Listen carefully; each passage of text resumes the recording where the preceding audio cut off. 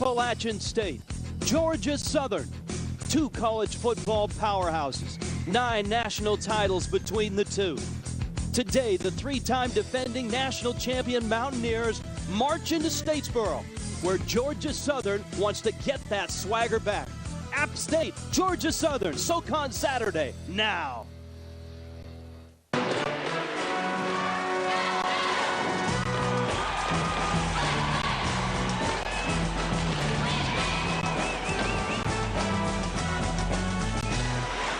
All the traditions, all the history that legendary coach Irk Russell built will be on display today in Statesboro.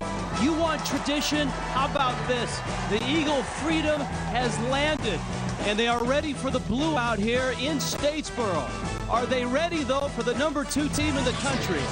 App State, Georgia Southern. It's our SoCon Saturday. Hi, everybody. Rich Waltz along with Sam Weish. Welcome to Statesboro. This is a big game, obviously. I mean, this is Georgia, Florida. This is Auburn, Alabama. This is going to be a lot of fun. A lot of fun, and this represents 16 Southern Conference champions since 1960.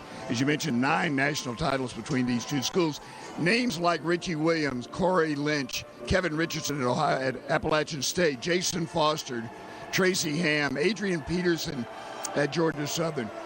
Dominating team of the 80s and the 90s, Georgia Southern, against the present dominating team of the Southern Conference, App State. I got one more name, and he's dominating too, that you can add to that list, and that's Armani Edwards, the quarterback for App State. What makes him so special? Well, number one, he's a runner. He's a passer, quarterback, and he's a game breaker. He's a guy that can beat you a lot of ways. His name is mentioned in the same breath with Vince Young and Randall L. and others that have gained 5,000 yards through the air, 3,000 yards on the ground. And how about this? He's coming into this one with a hot streak, 10 touchdowns, no interceptions in the last 2 weeks. But is he ready for this? Is he ready for the Blue out? Is he ready for Georgia Southern? They certainly seem ready for App State. Georgia Southern has had a week off to prepare for this. They have been gunning for this game for a whole year. Well, they'll be ready to play. This is always a great game. This is the game where the visiting team has won the last 2 contests. And it always seems to go down to the wire when these two teams meet. It's a SoCon Saturday. It's a huge game here in Statesboro.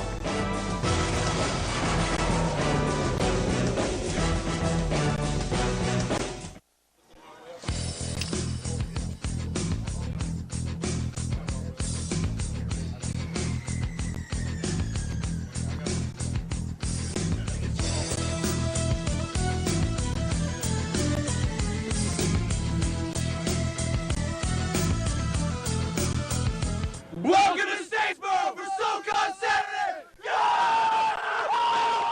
We got hardware, we got history, and we're ready for kickoff here. Appalachian State and Georgia Southern. Appalachian State, of course, just an unprecedented run right now. 3 consecutive national titles. Jerry Moore, their head coach.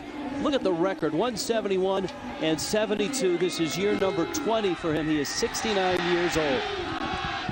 Moore and the Mountaineers are 4-2. They are 2-0 in the Southern Conference. And a look at Chris Hatcher in his 2nd year. Hatcher, of course, won a national title at the Division II level. 7 years at Valdosta State. That was his alma mater. He was an All-American quarterback when he played there, and he's brought that quarterback mentality with him here to Statesboro and Georgia Southern. And the crowd certainly ready for this one. A Blue out on campus. A week off to prepare for Appalachian State. And we're ready to go. Weather, 64 degrees. Sam Weish, an 11-mile-an-hour wind, and it's across the field. How's that going to affect? Right dead in my face. That's exactly how it's going to affect. How is it going to affect the quarterbacks as well as you? Well, obviously, you take it into account. Anytime that ball is in the air, it's not off your foot or passing out of your hand. The ball will be affected by the elements.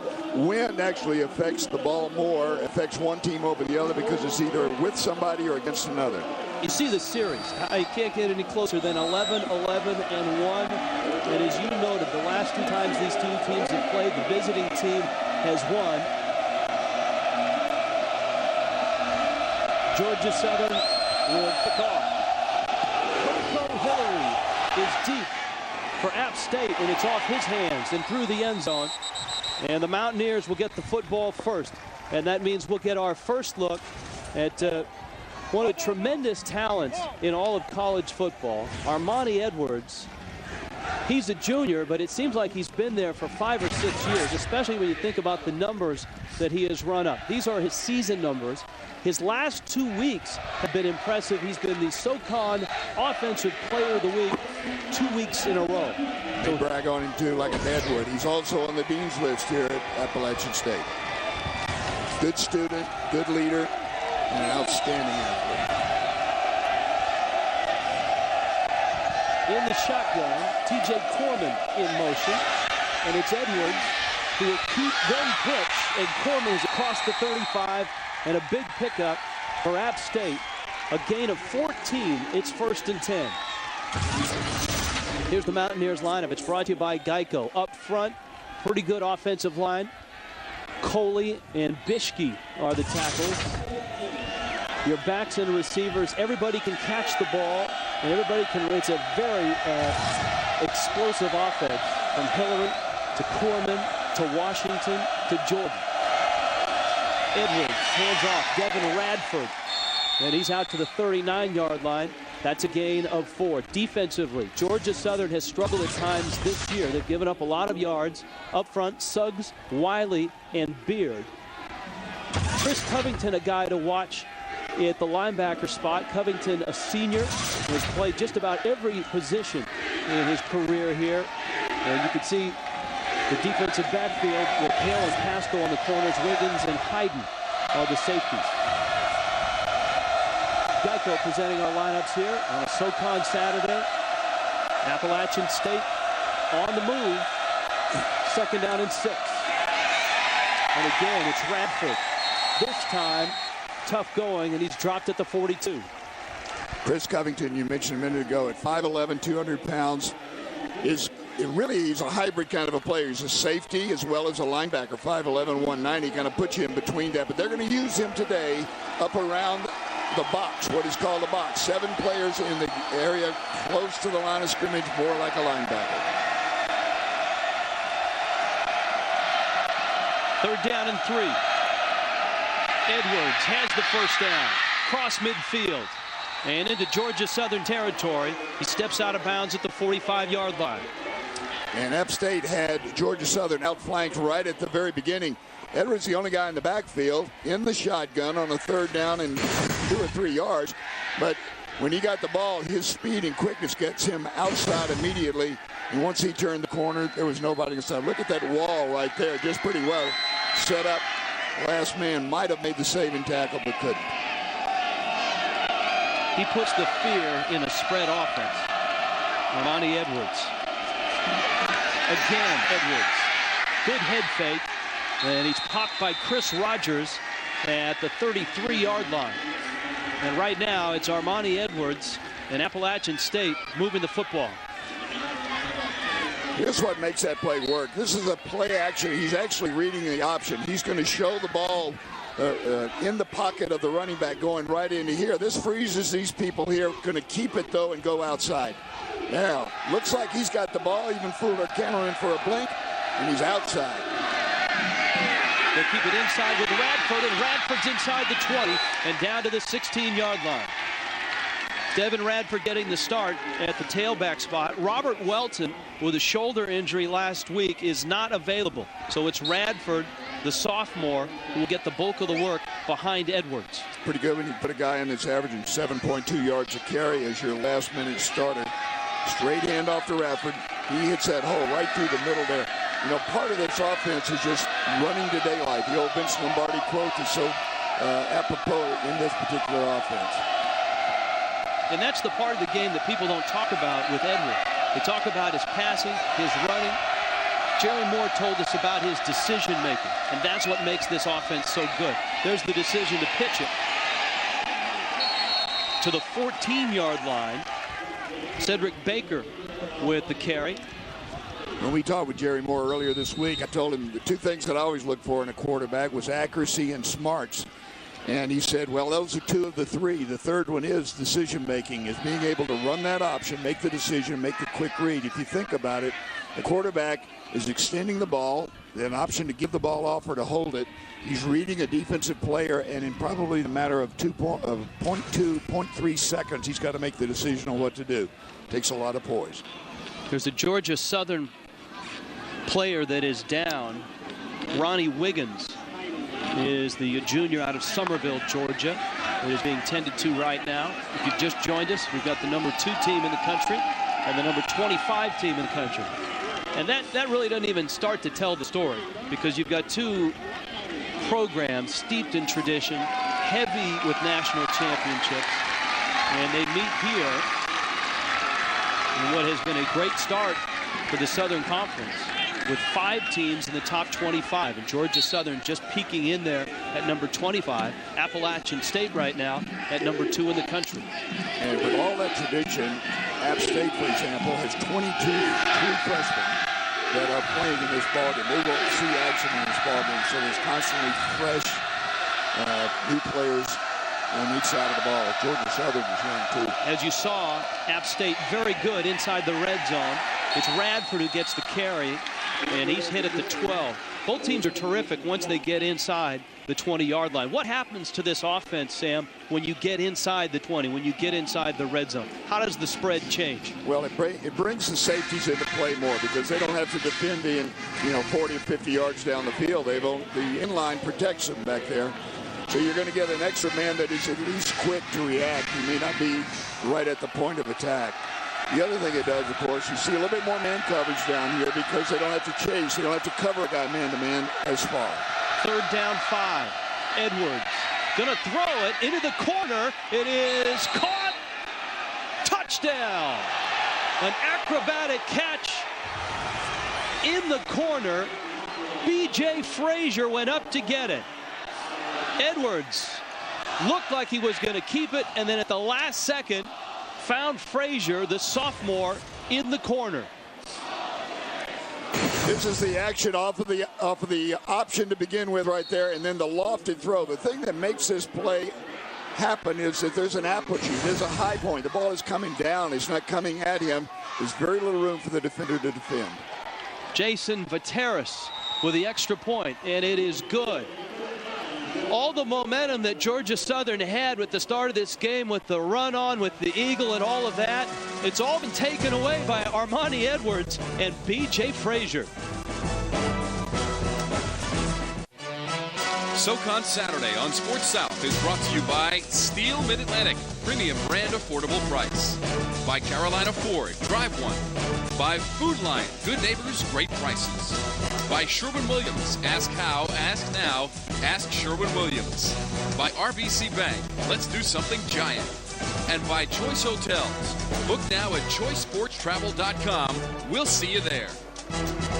One possession in this football game, one long touchdown drive. Our Carolina Ford scoring drive. Just ask the Georgia Southern defense as they gather around and talk about Armani Edwards and Appalachian State. 2 weeks to prepare for this Mountaineer team. 9 plays, 80 yards, and Frazier hauled in the touchdown, his first touchdown catch of the season. Armani Edwards responsible for 26 yards on that long of 13 in that drive. Short kickoff. A short kick, and it's Daryl Pasco who's across the 35, lost the football. Georgia Southern has it back. There's 2 flags down as well.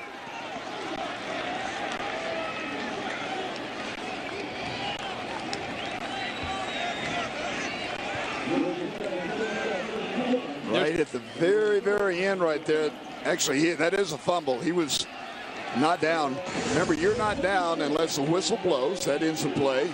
Forward momentum is stopped and the whistle blows, or any other part of your body other than your foot or your hand touches the ground. Elbow, back, knee, something, that's it. It is Antonio Henton that gets the start for Georgia Southern. You will see Lee Chappell play as well, and Henton's first throw is low as he was looking for Raja Andrews, the senior. Incomplete, and it's 2nd down and 10. Geico brings you the starting lineup. It's an inexperienced front 5 for Georgia Southern with Petkovic, Fountain, Lovin, Dunman, and Herrera. On the outside, the dangerous guy is Andrews. He's got a lot of speed. Has not caught a touchdown pass so far this year. Andrews also punt returner. They use the speed where they can. Hitting to the air again. Little inside screen. And this one complete to Raja Andrews. And Andrews is out to the 45-yard line. Our Geico defense, Appalachian State, very good, giving up just 342 yards a game. Fletcher, Williams, Bennett, and Finnerty up front with Roman, Smith, and Banks. Outstanding linebackers for Appalachian State. On the corners, you've got Gainey and Gilbert with Legree and Love making up the defensive backfield. A defensive backfield that has 10 interceptions already this year. 3rd down and 4. Hinton tucks it to the 45, and he falls forward about a yard shy of the 1st down. Both these teams use a no-huddle offense, so it's a very fast-tempo game. Antonio Hinton goes 235 pounds, a transfer from Ohio State, as we mentioned, 6'1", 235. Did not get the 1st down, and they're lining up as if they're going to go for it in the shotgun. On 4th down and about a yard. Are they going for it, or are they trying to draw App State offside? Hinton has plenty of time on the play clock. Part of the strategy here, Georgia's App State moved the ball so well, why not go for it right here? They're going to move the ball anyway. And Hinton has the 1st down. He's just across midfield. So an interesting sequence by Chris Hatcher. They first tried to draw App State offside, and then Hinton checked to the sidelines, got the play, and then got the 1st down. Yeah, there's a no play called. No play meaning we're not going to snap the ball. We're going to try to get our free 5 yards. If it doesn't work, we're going to go for it. And I think the philosophy is that you've got a high-powered offense on the other side. You better get it when you can. If you're close, go for it. So it's into App State territory. Georgia Southern with their first possession. Looking over the defense. There's some reading, some audibly going on at the line of scrimmage. Hinton, who started his college career at Ohio State, takes the handoff, will keep it. He's 45, he's 40, and he's out of bounds, close to the sticks, close to a 1st down.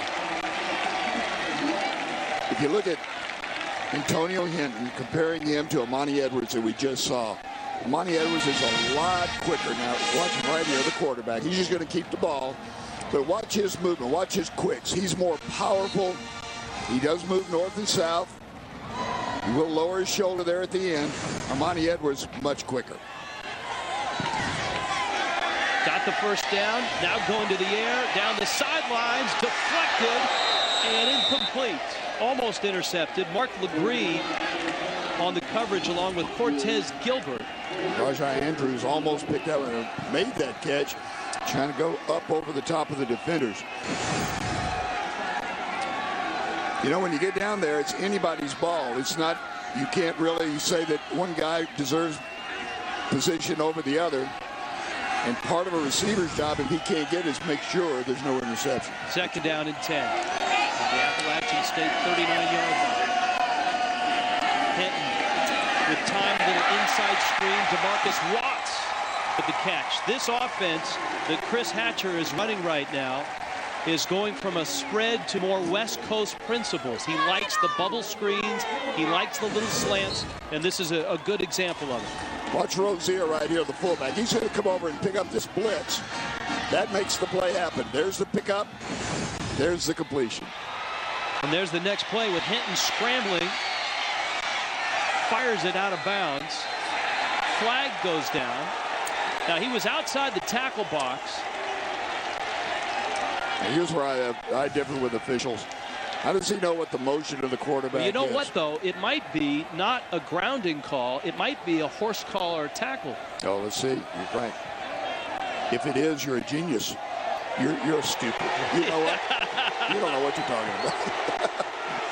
No, the reason I argue with that is he's outside the box. He must carry as far as the line of scrimmage. Now, that may be what they said. It didn't quite get to the line of scrimmage, but it does not matter. You can throw a ball underhand, overhand, anyway. It carried past the line of scrimmage. You could see the stick, and the ball flew right by it. So I'm not sure about the call. Well, I know that the rule states that it's protection. It's part of a safety feature for the quarterback to be able to get rid of it. And he got rid of it. The ball, it looked like he went as far as the line of scrimmage, well beyond the line of scrimmage, in fact. And if he's outside the tackle box, by rule, he should be able to throw it away. It's a legal throw, unless the official ruled him down, then there should be no flag. They should just spot it. Now they don't pick it up. There's no foul on the play. Now, are you going to apologize? No, I'm much smarter than you are, because I figured that one out. You said it was a horse collar. No, I said it might be. What? Hey, you need to run for political office, because you can change sides faster than anybody I've ever seen. You can be a Democrat or Republican. They both do it. 2nd down and 10. Hinton in the shotgun. This has been an adventurous drive for Georgia Southern. Barney in motion. Another quarterback draw. And another big game. Hinton to the 20. Good move. Inside the 15. Down to the 13.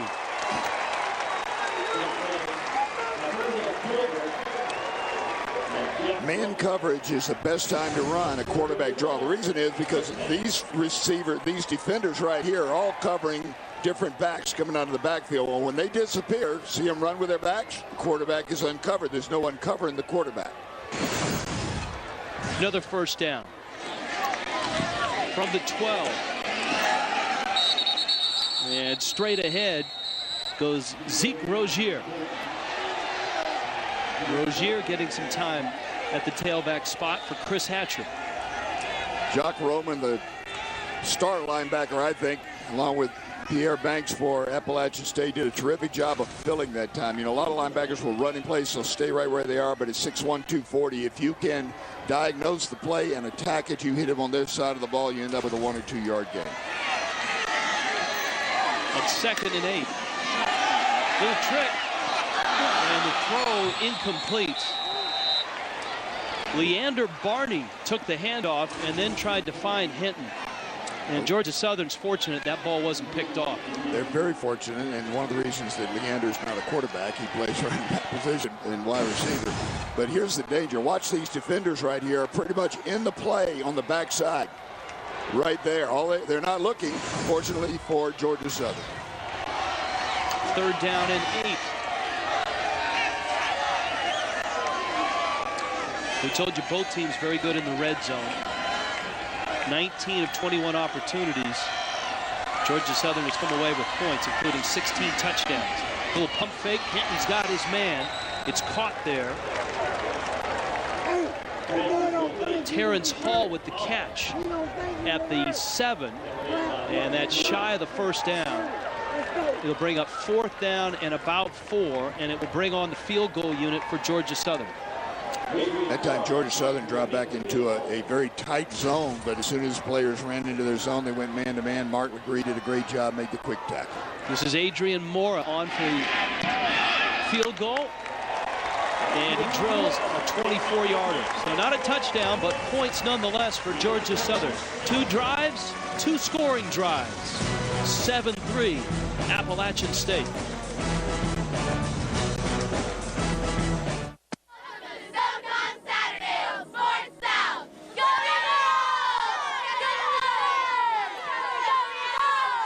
In Statesboro, both teams have had a possession. Both teams are on the scoreboard. Our Carolina Ford scoring drive on a SoCon Saturday saw Chris Hatcher's Eagles go 54 yards on 13 plays. It wasn't as dynamic as the drive by Appalachian State, but the Eagles did move the football. I'll tell you, the advantage of that was they took some time off the clock. They gave the Georgia Southern defense time to rest after that explosive start by Appalachian State. That wears the defense down faster than the offense is worn down. The reason for that is the defense doesn't know where the ball is going, so everybody has to play 100%. If you're on the backside of a play as an offensive player, you know how to measure yourself a little bit and save some energy. Patrick Boland kicking to Coco Hillary, who drops it and picks it up. And Hillary busts across the 20 and then slides down to the 21-yard line.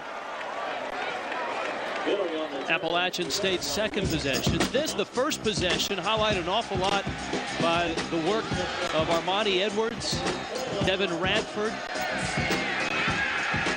Devin Radford there. And, of course, the touchdown pass to B.J. Frazier. He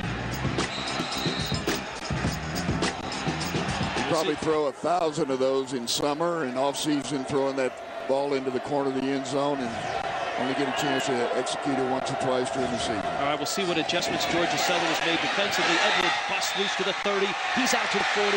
Edwards across midfield. He's hauled out of bounds by Chris Rogers. Armonte Edwards right now is on fire. The last 2 weeks, he has been the SoCon Offensive Player of the Week, and he's working on a 3rd straight award this afternoon. Watch right here. Watch the block right here by number 17, Matt Klein. He sets Armonte Edwards out there. Bam! Right there. He knocks 2 guys down. He's off to the races. Too much quicks and great execution in the blocking game. Georgia Southern on their heels right now.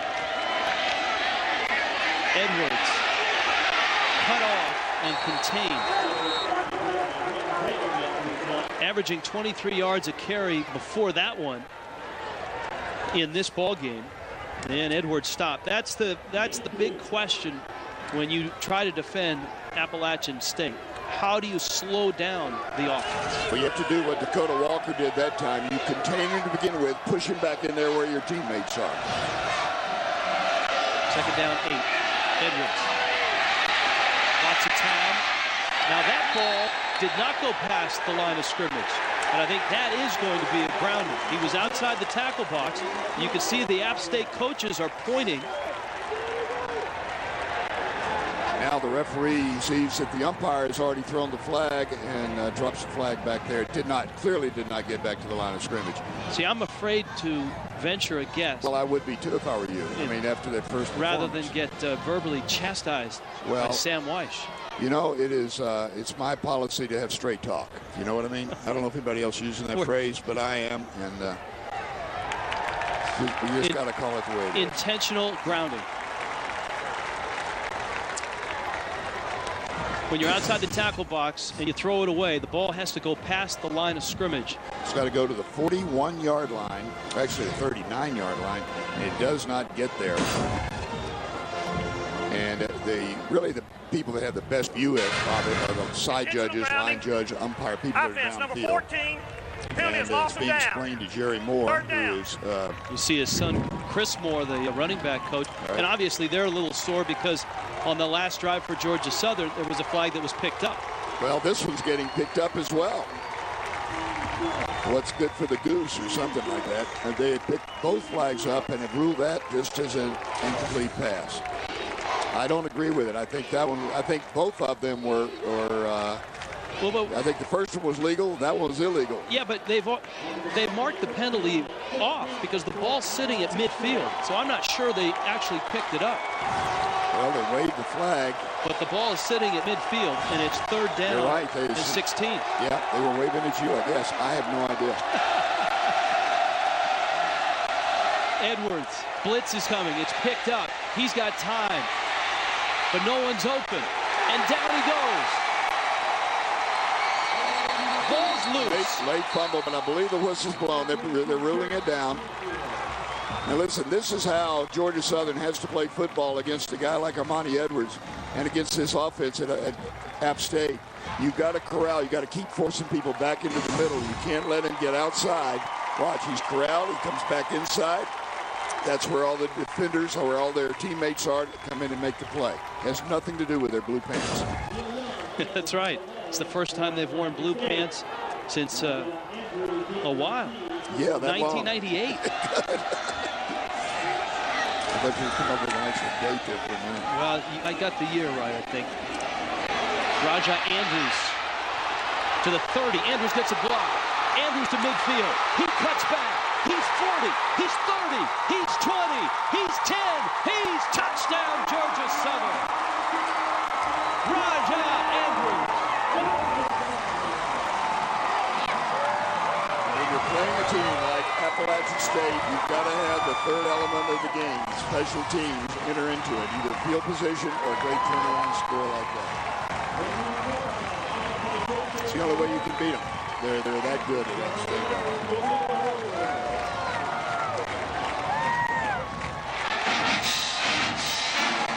Extra point, good. Georgia Southern with an 84-yard punt return for a touchdown by Raja Andrews. You know, talking to Jerry Moore earlier in the week, he pointed out that James Madison ran back a kickoff all the way for a touchdown. The special teams was an area that they just were not up to where they want to be. And here's an example of it. It's a good punt. The ball wasn't in the area long, which means that you got a chance to set up your blocks. But then just an outstanding run, good vision, and smart blocking behind it. Don't do anything stupid behind the play, and they did not. That's the fourth kick that's been brought back for a touchdown against App State this year. Georgia Southern and App State always seem to find a way to put on a good show. They're going to play each other right down to the wire. And part of it is what we talked about just before the ball game. Tradition. Both these teams have a tradition of winning. Both of them want to back that up every time they play the good teams, and here they are today. This kind of shows what the Southern Conference has, by the way. 5 teams in the top 25 nationally are in the Southern Conference. And so it's Patrick Boland who will kick it. Coco Hillary is waiting. 4 minutes left first quarter. Already a very entertaining ball game here in Statesboro. Hillary. It bounces out of bounds. Hillary gambled that it would, and it did. And so good field position for Georgia Southern. You know, Coco Hillary on that one did a smart thing. He didn't gamble and walk away from it. He gambled, stood there in case the gamble didn't pay off, that he'd be able to recover, pick the ball up, and get something out of it so he didn't leave his team in the hole. But as a result of it going out, he's going to get, watch Coco Hillary. See him stand right there. He's not going to leave until that ball goes totally out of bounds. That's smart football. And as a result, the possession for App State starts at the 40-yard line. And that's what Georgia Southern didn't want to have happen the last time they had the ball, if you remember, on 4th down, pretty much in this part of the field. They went for it on 4th down because they said, shoot, if they start at the 40, if they start at the 20, this team moves the ball well enough. We may as well try to control the ball. It paid off for them the last time. Well, remember, it was a grounding call and a sack that stopped App State last possession. Radford busts through, and he's across midfield. Devin Radford out of Fayetteville, North Carolina. Look at the splits of the offensive line. Get a little bit of a look at it there. When the offensive line takes wide splits, in other words, rather than being about 2 feet from the guy next to him, in other words, the tackle 2 feet from the guard and the guard 2 feet from the center, they get almost a yard and a half out. That just spreads the defense out and gives that running room, or gives more running room for the running backs. Running backs include the quarterback as well. Edwards, late pitch, ball's loose.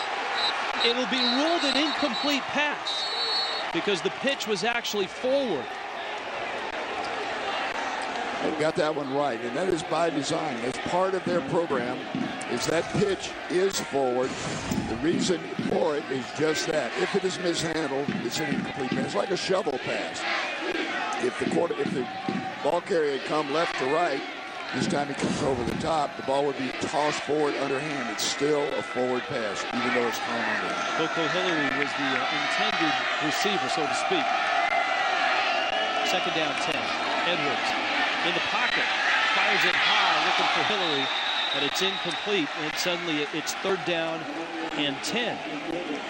And if Georgia Southern can keep App State in 3rd down and long, they'll be very happy the rest of the afternoon. They will, but that's the change-up play for them. They want to run the ball. App State does. They don't care about throwing the ball down the field, except to keep them honest, which is what that does. Notice both teams. You got the offense looking to one side, the defense, 11 guys looking to the sideline. All 11 players on each side of the ball get the call. 2 for 3 on 3rd down today. Motion man is Corman. Here comes the blitz. Edwards has time. Flags go down. Pass is caught. Enough yardage for the 1st down. Josh Johnson makes the catch, but there are 2 flags in the backfield. And we're going to get Brett Irvin, the offensive center for App State, called for holding on this one. Good rush, good bull rush by the defensive line.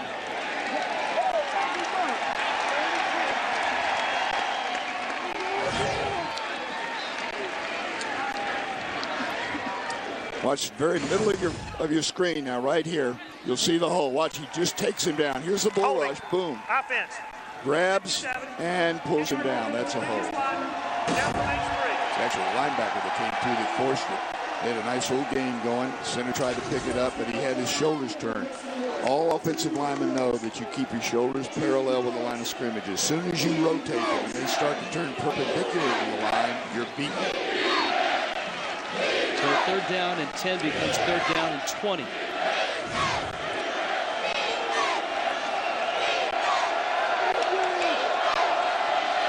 This time a 3-man rush. Edwards going deep and missing. Again, Hillary, the intended receiver, shows off a little bit of the arm strength of Edwards, but the Georgia Southern defense has stopped App State on 2 consecutive possessions impressively. Very impressive. They did what they wanted to do, forced Appalachian State into their second choice of plays, passing. They wanted to run the ball. And of course, Andrews, who just took one back 84 yards, was waiting for another. From Neil Young, the senior punter. Short kick.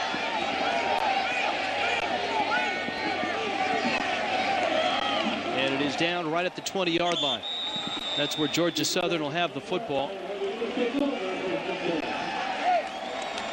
3:12 left. First quarter. Georgia Southern on top, 10-7.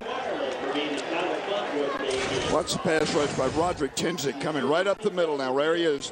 Watch him come right. He's going to take the big dive. Hoping that that ball comes off the foot a little flat. He got a chance to block it. Special teams. They've already paid off for Georgia Southern with a big kickoff return. Or excuse me, punt return. Now let's see how Antonio Hinton and the Georgia Southern offense, they'll keep it on the ground. They'll keep it with Hinton. He bounces outside. Hinton out to the 25-yard line. It's a gain of 5. He was the featured ball carrier in that first drive for Georgia Southern, a 54-yard drive, which ended with an Adrian Mora field goal. We talked about it earlier, but this is Hinton's style of running. He's 6'1", 235. He is a guy that will run power as opposed to the quick stop and start of Armani Edwards.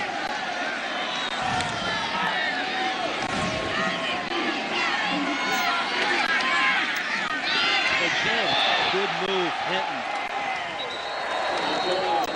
To the 31-yard line. A big, mobile, strong quarterback out of Fort Valley, Georgia. This time, Hinton makes Jabari Fletcher, the old expression was, reaches down and tries to find his supporter. Watch him. I got him. You take him. There he goes. Don't bend at the waist. Bend at the knees. Bend at the waist, you lose your center of gravity. Hinton, big hit at the 48-yard line. That was delivered by Mark Legree. And that separated Tim Camp and the football. That's how you play defense. When you can't quite get there in time to make the coverage, you knock the ball loose from the would-be receiver. Mark Legree, 6 foot, 200-pound sophomore at App State. App State is full of young guys. You'll see him coming out of the middle. Legree's the center fielder. Perfect timing just after the arrival of the ball. Ball's there. They hit. Almost did simultaneous. Legal play. 2nd and 10. Hinton steps up, runs out of time, tries to throw it, does, it's loose, and it's ruled incomplete. That's a correct call. It's an incomplete pass in the direction of one of the receivers who was coming back just to give some help to his quarterback, who actually was in the grasp. Linder Barney's going to come right back at the very end of the play. You'll see him, number 15. There he is, coming up, trying to make a play for it. At least made it legal. 3rd down, 10. We've been able to explore the nuances of the intentional grounding rule 3 times now. In depth. And I personally am more confused than ever. Riveting stuff. 2 minutes left in this first quarter and a timeout on the field. Georgia Southern. Antonio Hinton checked off and then took a peek over at Chris Hatcher and has burned a timeout. SoCon Saturday here on Sports South. Rich Waltz along with Sam Weish. Sam, a look at the SoCon scoreboard. Yeah, Wofford continues their terrific season. Furman at homecoming over the Citadel at the third quarter.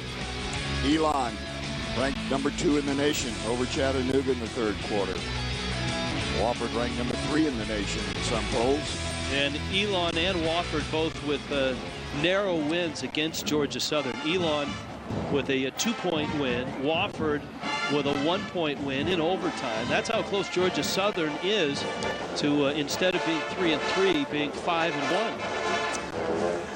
A lot of good football players on this field and 2 solid football programs. Next week, Wofford, number 6 against Elon, number 8. We'll be there. SoCon Saturday. Third down 10 off the timeout. Let's see what Chris Hatcher has cooked up. His zone blitz, nice inside route. Andrews the catch, and he's across the 45 to the 48-yard line. Good work by the sophomore quarterback, Antonio Hinton.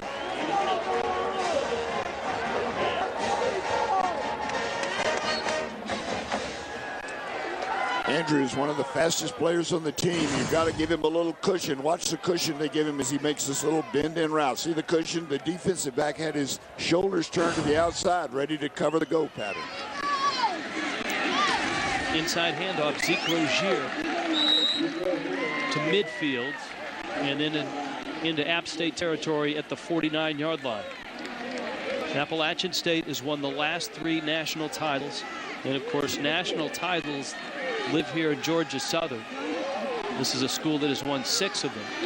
Remember, they didn't start or restart football until Irk Russell came over from Georgia and restarted it in 1982.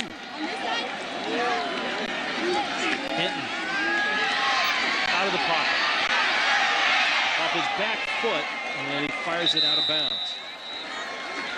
And that will go down as incomplete pass thrown by Hinton. It's also a smart play.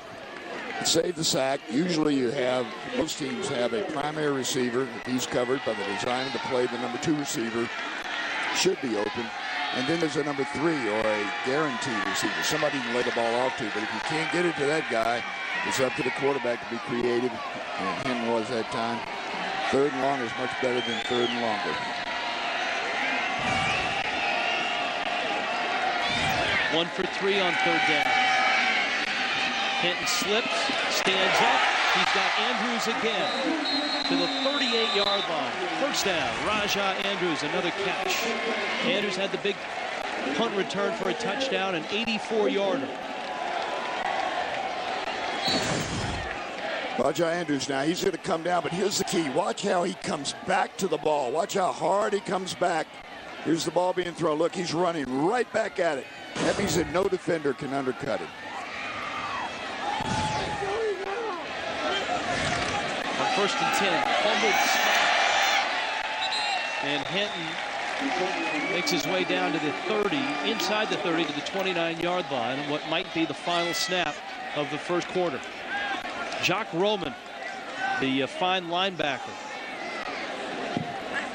lost his helmet. Appalachian State has lost their lead. Georgia Southern on the big punt return by Rajah Andrews has the lead, the momentum, and is moving the football right now at home in Statesboro, Georgia on a SoCon Saturday. Story programs meeting today. Georgia Southern would like to get back in the national picture. And so far, the Eagles have been flying on top, 10-7.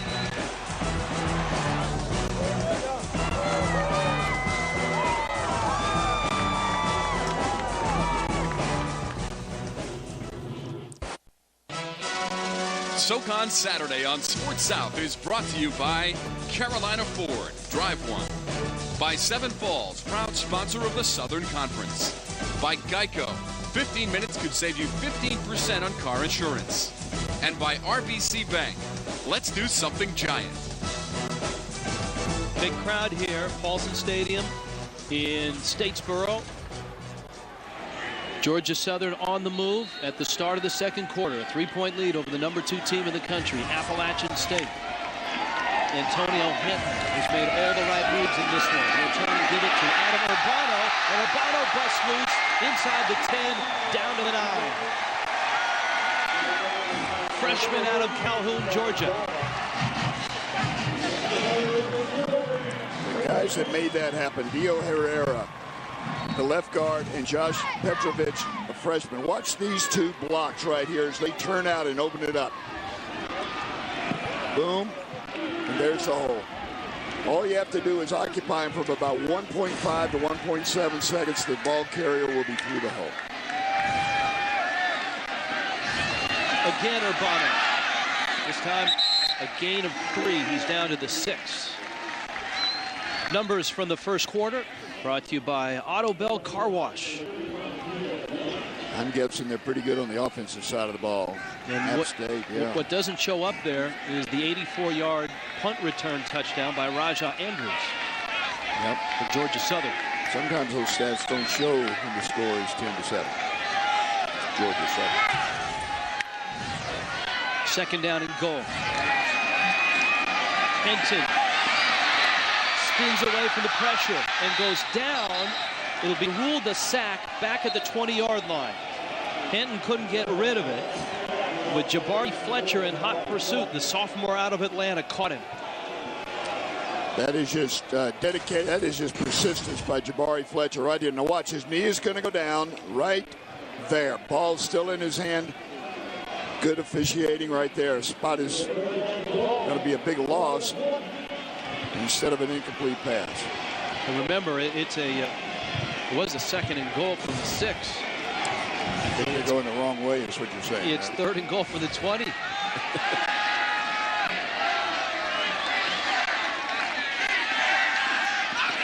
Hinton to the end zone. Batted down. Good coverage. Cortez Gilbert. Rajah Andrews was the intended receiver, and Andrews gets up a little gimpy. Good closeout by Gilbert.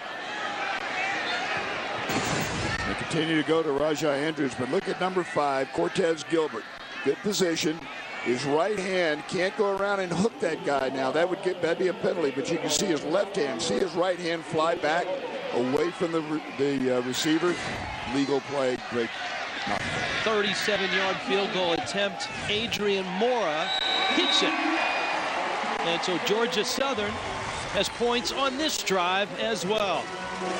The Eagles on top, 13-7. Look at the blue here in Statesboro, 13-7, Georgia Southern on top of Appalachian State. We're looking for our Food Lion fan of the game. She's a close runner-up to these guys. As my granddaughter would say, oh my goodness. They blew out. Everyone required, well, not required, but strongly encouraged to wear blue here in Statesboro. Did they know they could actually wear clothing that was blue? They didn't have to spray paint themselves. That apparently was optional. Well, and you know what? They don't spray paint their armpits. Did you notice that? It's something that coaches notice. Well, I think they just stay spray painted the entire season long as well. Hillary up to the 8. Coco Hillary to the 20, gets a seam and busts through it. Hillary is out to the 37-yard line. It's a nice return by a guy that does a little bit of everything for Appalachian State. Coco Hillary. Carolina Ford's scoring drive. It's the second time that Georgia Southern has had a drive end with a Adrian Mora field goal. 37 yards on this one. Another long drive in terms of number of plays. 14 plays on that one. They had a 13-play drive before their last field goal. Coco Hillary, though, is not only a returner, obviously, he's a good receiver. Second fastest guy on this team, and considered the comic on the ball club. You got to have one of those in the locker room, too. Edwards hands it on a reverse. And cutting inside on the carry is Devin Radford. Well, one thing that Georgia Southern has done on those long drives, 27 plays combined on the 2 field goals, is keep the ball out of the hands of Edwards. Yep. Normally an offense will get 3, sometimes 4 possessions a quarter. That's what you get. You normally get about 12 to 15 possessions per ball game.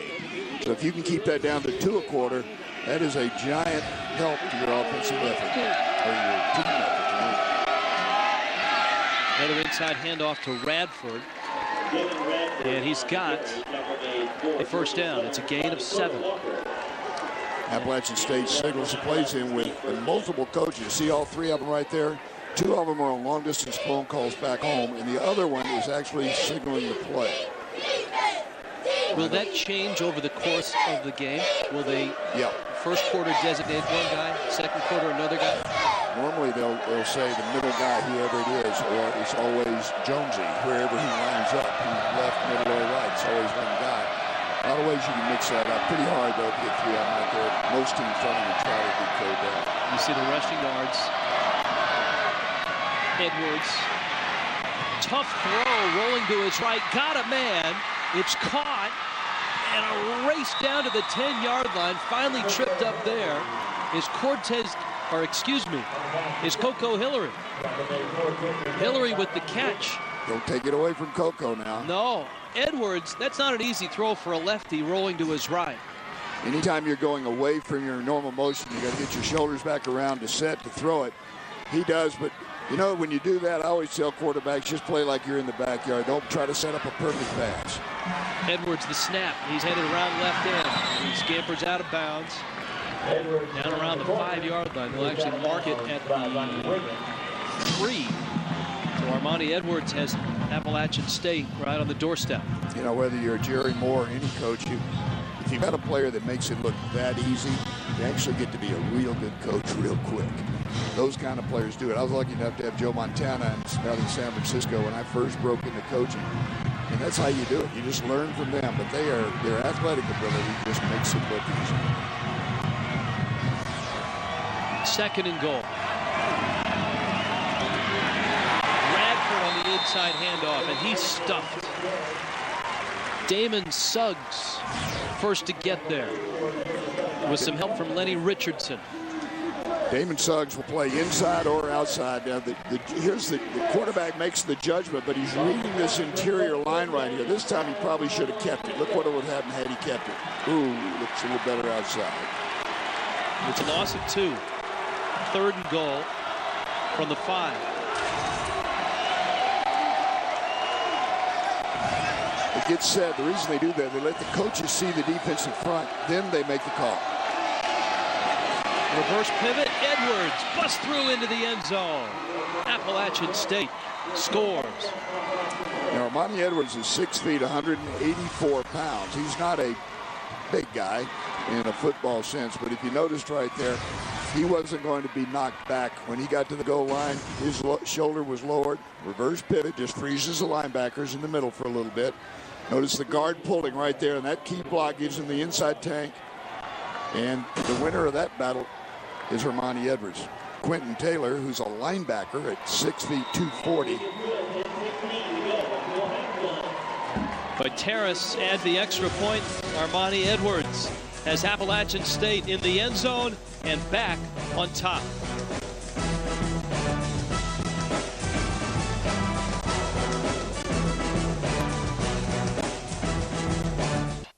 (14-13). Armani Edwards, the man to his right, Devin Radford. Combined, they've run for 109 yards already in this ball game. Appalachian State is back on top. Carolina Ford scoring drive, 6 plays, 62 yards. The big play, of course, was the hookup between Edwards and Coco Hillary, which brought the ball down to the 10-yard line. You can log on to SoConSports.com, get you up to speed on everything in the Southern Conference. Here today on a SoCon Saturday, we are in Statesboro, Georgia. One of Georgia Southern's many Southern Conference title flags and national title flags. Terrence Hall picks up the loose ball, and on the kick, they'll bring it back to the 26-yard line. Almost a casual recovery of a bobble ball by Terrence Hall that time. As a coach, you like to see your kickoff return people get the ball with a little bit of a forward motion, much like a center fielder will catch a fly when he's got to throw one home to get get the runner. Well, there's nothing casual about playing Appalachian State, and I think Georgia Southern just saw that. They had a nice run where they took a 13-7 lead, and then in the blink of an eye, it's gone. Doesn't take long with App State on the field. Hinton from his own 26, inside toss to Andrews. He's tripped up from behind. Getting a hand on him was Anthony Williams, but Rajai Andrews has a 9-yard pickup. Anthony Williams, very smart. He felt that the protection was a little bit too easy. So watch him coming right here. He's going to read it and come right over here and make the play. Watch the offensive lineman. Oh, they're letting me in there too easy. I don't like this. I'm going to go get him, and he does. 2nd and 1. Hinton's throw is incomplete. Hinton thought DeMarcus Watts was going to stop, and Watts didn't, and that almost turned into a pick 6. Ed Gainey on the coverage. One of two things could have happened. Watt could have run the wrong route, or if it's a read route, which is something I don't like because you always have a few misreads in the ball game, you could throw the interception and make it easy for the defense. 3rd down short. Georgia Southern, their own 35. Hinton, he plays the role of quarterback and fullback in short yardage situations. Pulls his way to the 40. Now, the offense that Chris Hatcher is running has spread looks to it, but he would like to bring West Coast principles to it. Explain that. Well, the West Coast principles is progression in your passing. So you got a number 1, number 2, number 3, guarantee receiver. Lots of formations, lots of personnel changes, and the same plays run from those different formations and personnel. So your offense is always running the same play, but it looks different to the defense. Quick screen, Marcus Russ. How does that differ, or how is that similar to the spread offense, which we've seen move like wildfire across the college football landscape? Well, the spread usually leaves 2 receivers to each side. Occasionally they'll go 3 and 1, but 2 receivers to each side. What that does is stretches your secondary. Your corners obviously have to go as wide as receiver. Now your safeties have to go wide too, and you don't have as much run support. That was a gain of 4. 2nd down and 6. Hinton into the pocket, fires up the field. That ball should have been caught. DeMarcus Watts had it bounced right through his arms. It was a good throw on the sophomore quarterback. Just at the last minute, the old fundamentals of pitch and catch is look the ball in. Watch Marcus Watts, we can see it right here. Just as the ball arrives, you can see his head kind of turn away. You look the ball all the way into your hands. Sometimes when you're warming up, you look the ball into your hands and then under your arm to emphasize it. That time he looked away just a second too soon and cost him. Now on 3rd down. Hinton hit as he throws. Broken up, early contact, no flag. DJ Smith, the sophomore linebacker out of Charlotte, who was the SoCon Defensive Player of the Week last week, came up to break that one up. Right here, look at number 99, Langston Tunya. He is really getting the pressure up the outside and forcing that quarterback up into the pocket. He's giving the offensive lineman a lot of trouble on the corner there. That's Cole Fountain. He's having a battle. That ball inadvertently kicked by the Georgia Southern player. They're going to mark that way back up around the 24-yard line. And so Appalachian State goes back to work on offense. That's where they'll spot it when we return, with Appalachian State up a point in the 2nd quarter.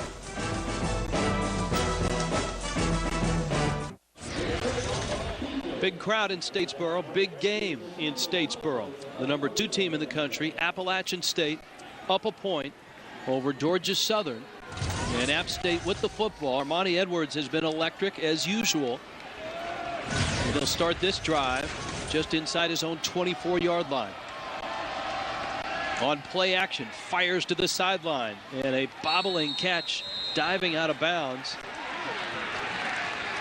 Taking down a coach with him.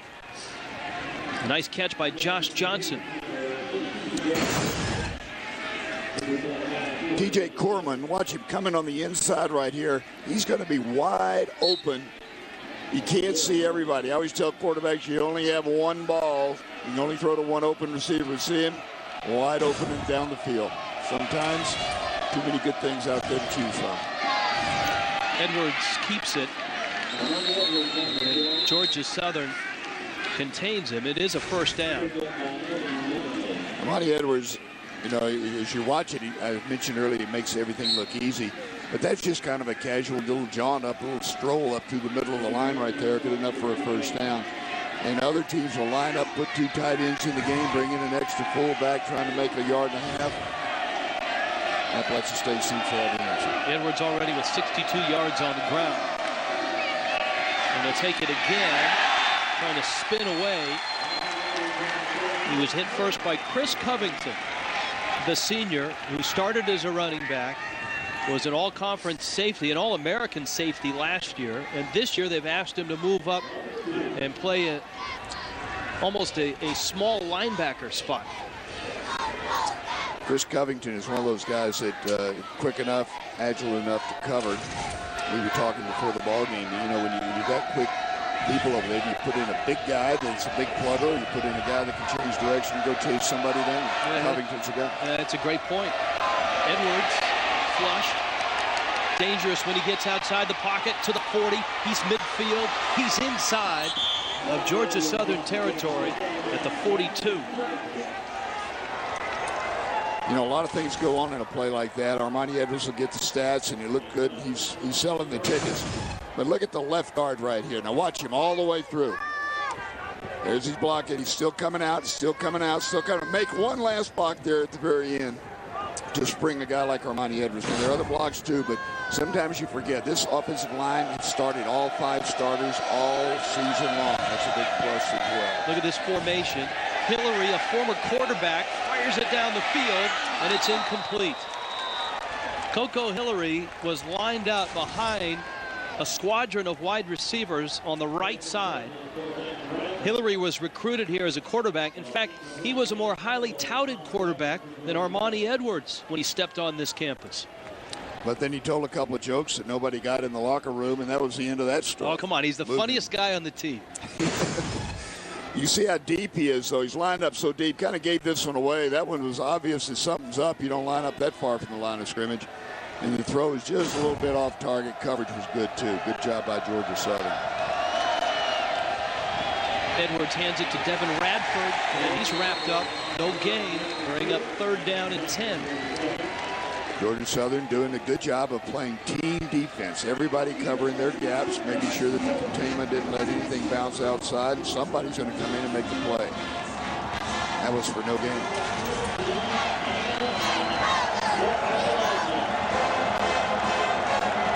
Jerry Moore and his offense faced now with a 3rd down and 10.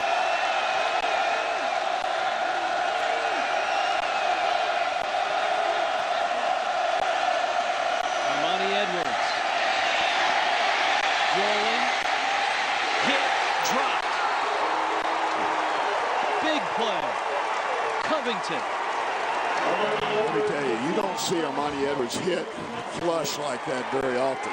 Chris Covington, we just talked about the reason he's in there is that he's an agile guy. He can change direction. He can size up a play like this and come in and still make the play. 5'11", 200-pound senior. So the Georgia Southern defense stops Appalachian State. Neil Young will punt. Beautiful punt, high. Raja Andrews watches it go into the end zone. He'll bring it out to the 20-yard line. And so Georgia Southern will get the football.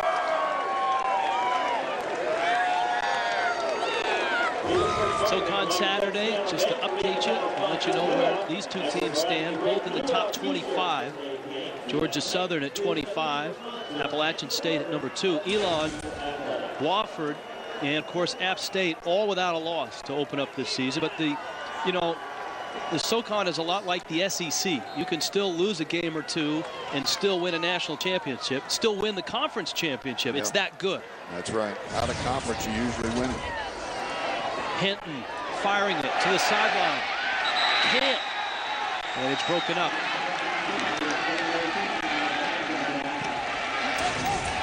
Second down and 10. Ed Daney, the corner down the sideline right there, just timing it up. And Ed Daney is a freshman. 22 freshmen for Appalachian State that play. They may not all start, obviously, but terrific timing, just reaches up and knocks the ball down at the last second, keeping his hands off of the receiver. But 22, that means that Appalachian State's got a lot of young players to stay good for a long time. A reverse, double reverse, and a throw. Hall's throw for Andrews. It's caught out of bounds. Incomplete. Good call by the official, just a little bit. And probably somebody downfield. The flag is thrown right at the line of scrimmage. Play taking that long. Well, you want razzle and dazzle. And obviously out of bounds when he made the catch. That was nearly interference, though. Yes, sir. Very close to interference. And I think the official was probably had to be looking at the feet to see if it was going to be inbounds or outbounds, and didn't see that. He made the catch, but without the bump, he probably had a better chance of staying in bounds. Yep. Now App State's trying to decide if they want to go with no gain or if they want to move them back and give them another first down. Ineligible, downfield, number 61, penalties refused, third down. Ed Rhodes, our referee, part of this very good SoCon officiating crew. Yep. Now the second down, so it gives them, puts them in a third down situation. The drive stopping down, third down. This is where it all happens right here. Georgia Southern hasn't been in a lot of third down and 10s today. Hinton. Oh, had a man wide open. Marcus Russ with the catch. Russ to the 41-yard line. And Antonio Hinton has had a nice day throwing the football. Beautiful. This is a pure zone right here. What a zone means is that all these players are covering an area. They're not covering a man-to-man. So if anybody runs in your area, you got it. Quick snap, and Hinton out to midfield, flag down at the 45. Well, I'm trying to explain what happened the last play, and if you blink, this offense is up and going again. Both sides of the ball. It's a very fast-paced, high tempo. And this penalty is going against App State. The back judge threw that flag, something down the field. I didn't see what the penalty was. We'll see. Illegal substitution against the defense. That penalties refused, second down. What that means is they had 12 people on the field. Now, throughout this season, Lee Chappell has taken snaps at the quarterback spot. They've used a two-quarterback system. But the way Hinton is playing right now, I'm not sure we're going to see Chappell. Yeah, you don't want to change anything that's working. But there's no reason, there's no plan going in. It's just when the coach feels it will help them win, they make the change. Hinton gets across midfield and to the 46-yard line. Hinton is not, and you said this early in the telecast, he's not as flashy as Armani Edwards, but he's making good decisions. He's an accurate thrower. He's deceptively fast for a big guy. Yes, he is, and he's making positive yardage every time. He's moving north and south. He's not a sideways runner, and he certainly doesn't shy away from contact. On the other hand, Lee Chappell is more the passer, but he is a redshirt freshman, doesn't have quite the experience, although Antonio Hinton is just a sophomore. He doesn't have a lot of experience either, but you make that change only when you're ready. Low throw. Russ went down to a knee to catch it, which is going to bring the ball back to the 47-yard line. And this is twice now in the last two times that they've acquired a first down that they've left themselves in second and long, third and long. They're just not getting that first down yardage. As a coach, you always like to try to get 5 yards somewhere, average 5 yards on first down, so that it makes second and third down calls so much easier and makes the defense defend a pass and a run. Second down and 11. Hinton, lots of time. Deep ball. McIntosh has it.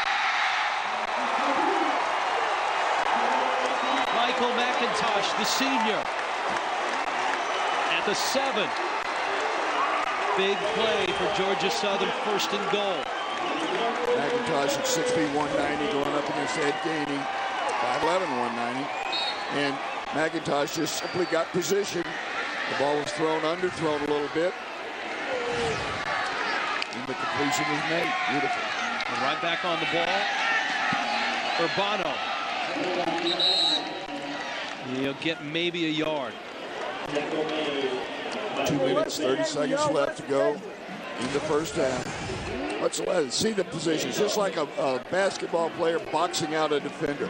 You try to get in position so that there's no way that the defender can make the catch, and certainly if he knocks it away, he's going to foul you. That time to make the catch. Second and goal. Urbano again around right side. Georgia Southern in no hurry here. There's 2 minutes left to go, a little over 2 minutes left to go in the half. They don't want to leave any time. Hopefully they, from their point of view, want to score a touchdown here, but they don't want to score too quick.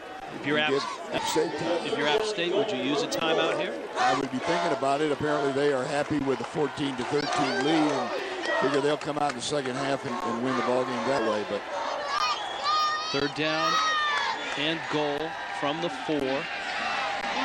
And it looks like Georgia Southern is letting the play clock run down and will burn a timeout and talk this third down play over. The reason App State won't use it is if they were to call timeout and if they hold them right here, they'd be backed up so far they probably sit on the ball anyway. So they may as well let the clock run out, let the clock work in their favor and against Georgia Southern. Jerry Moore is probably, as he's one of the best coaches around, obviously at any level. You can go to the very best program in Division I, the very best program in the FCS, and you'll hear his name mentioned with all of them. Sam, he told us this week that App State has owned the second quarter of football games, and here's a critical part of this second quarter for Georgia Southern. Even if they just get points here, it's got to be a huge moral victory for the Eagles. It is, and they have done a great job. On the other hand, Georgia Southern in the second half has owned the second half. They've outscored their opponent in the third quarter 42-31. And in the fourth quarter, Georgia State has outscored their opponent. Georgia Southern has outscored their opponent 58-20. So the second half belongs to Georgia Southern. Third down goal from the 4. It's Hinton, a keeper. He's hit, he's forward, he's in. Touchdown. It pays off to be a big, strong quarterback when you're in close. Yep. Now, had the change been made, we're just speculating, because they do make it. Had he had Chappell in there, probably wouldn't run that play to begin with. Had he run the play, wouldn't have had that muscle. Chappell is 190-pound, 6'1" quarterback. 235 made it. The extra point is good. And what Georgia Southern now has done is left enough time for Appalachian State to entertain us for a minute and 25 seconds. You know, it's interesting to watch Hinton in this offense as he sticks it in the end zone. As Chris Hatcher told us, he would like more West Coast principles in this offense, which is kind of a spread and is moving towards the West Coast. But it's interesting to watch a running quarterback, a guy that can run the ball, run the option, run the West Coast style offense. That adds a whole new element to it. Yeah, you never turn down a mobile quarterback. I mean, all the years that I coached well, which was one.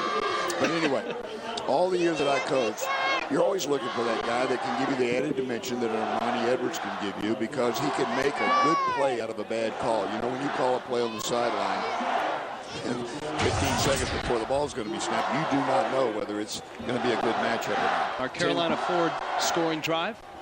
That's the third scoring drive of 10 plays or more by Georgia Southern. 3:32 eating up that clock is also important. A minute 25 is still a lot of time, and there's 3 timeouts remaining for Appalachian State, so they can get off a lot of plays here in the next minute 25 seconds. We'll kick it to Coco Hillary from his 12. Hillary out to the 32-yard line, and we'll see the 2-minute offense of Armani Edwards and the Mountaineers.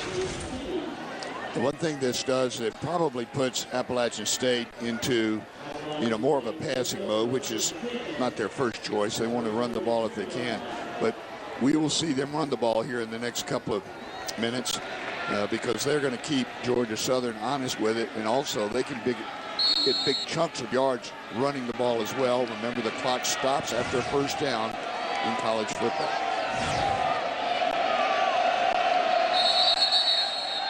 That always helps, too, when you get 5 free yards from Larry Beard. Early start. Runs. Yeah. Wonder what he sees. Actually, you know what happens?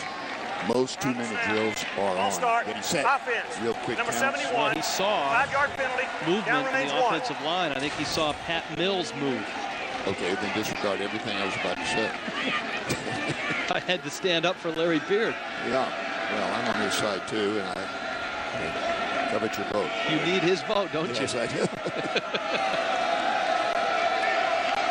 So it's 1st and 15. And he pushes the football back to the 27. 5-receiver set. Edwards.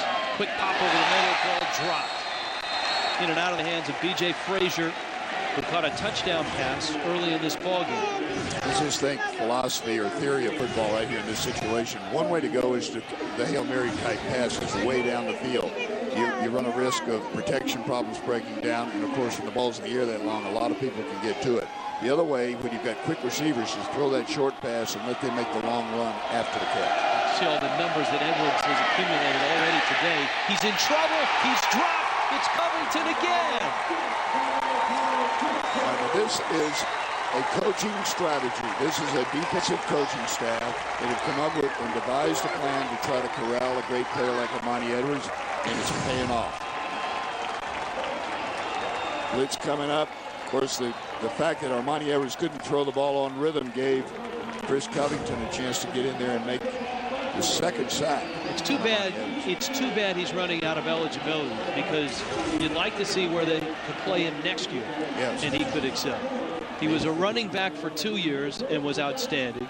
He was an All-American at safety last year, and he's having a bang-up year as a linebacker this year. And I understand he's been practicing his place kicking, so there's a big future for the young man, and we're all happy for him. He is a terrific player.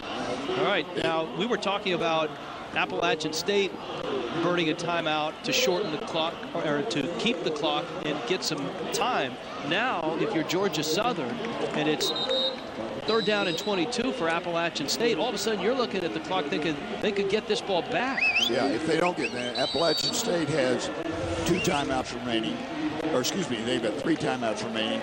Georgia Southern only has 1, but that's all they need to force the punt. This is 3rd down.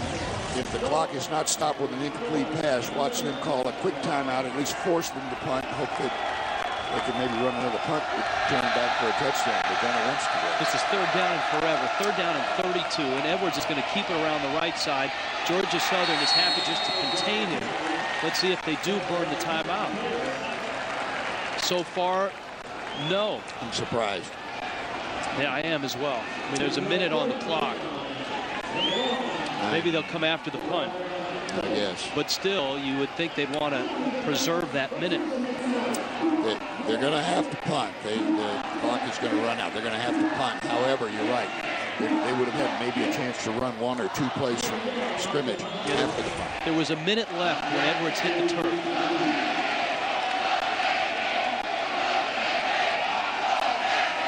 Neil Young, 10 men on the line of scrimmage.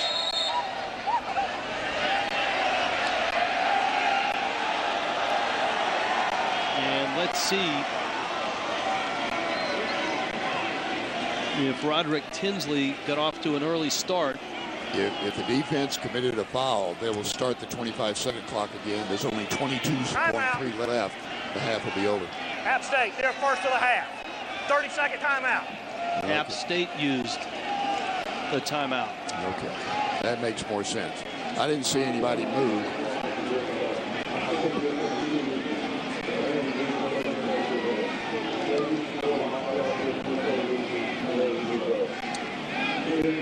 The scoreboard now has changed from the 1 timeout remaining to no timeouts remaining for Georgia Southern, which would explain why they didn't call it. So don't ever do that again on the air.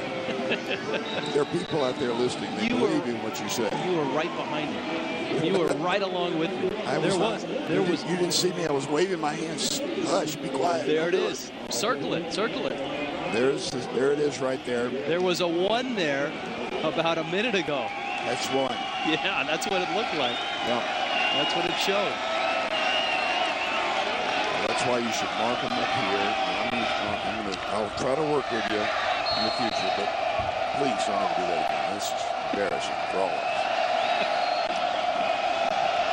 Neil Young from the end zone, a low line drive kick. Andrews in full flight is at the 40. Andrews has taken 1 back for a touchdown, and he's inside the 30. There's 13 seconds left. There's enough time for Georgia Southern to get on the field, spike the ball. A flag comes down late, away from the play. If the flag were to be against Appalachian State, let's see what it is. Personal foul against Georgia Southern, which is going to essentially take them out of any thought of a field goal. Well, they've got a chance to get 1 play down the field, get out of bounds, and be in field goal range. But that penalty is going to make it awfully tough from the 28-yard line, 29-yard lines, where the ball would have been. After the play, personal foul. 10, Georgia Southern, yards, number 28, 15 yards from the end of the run, first down. Oh.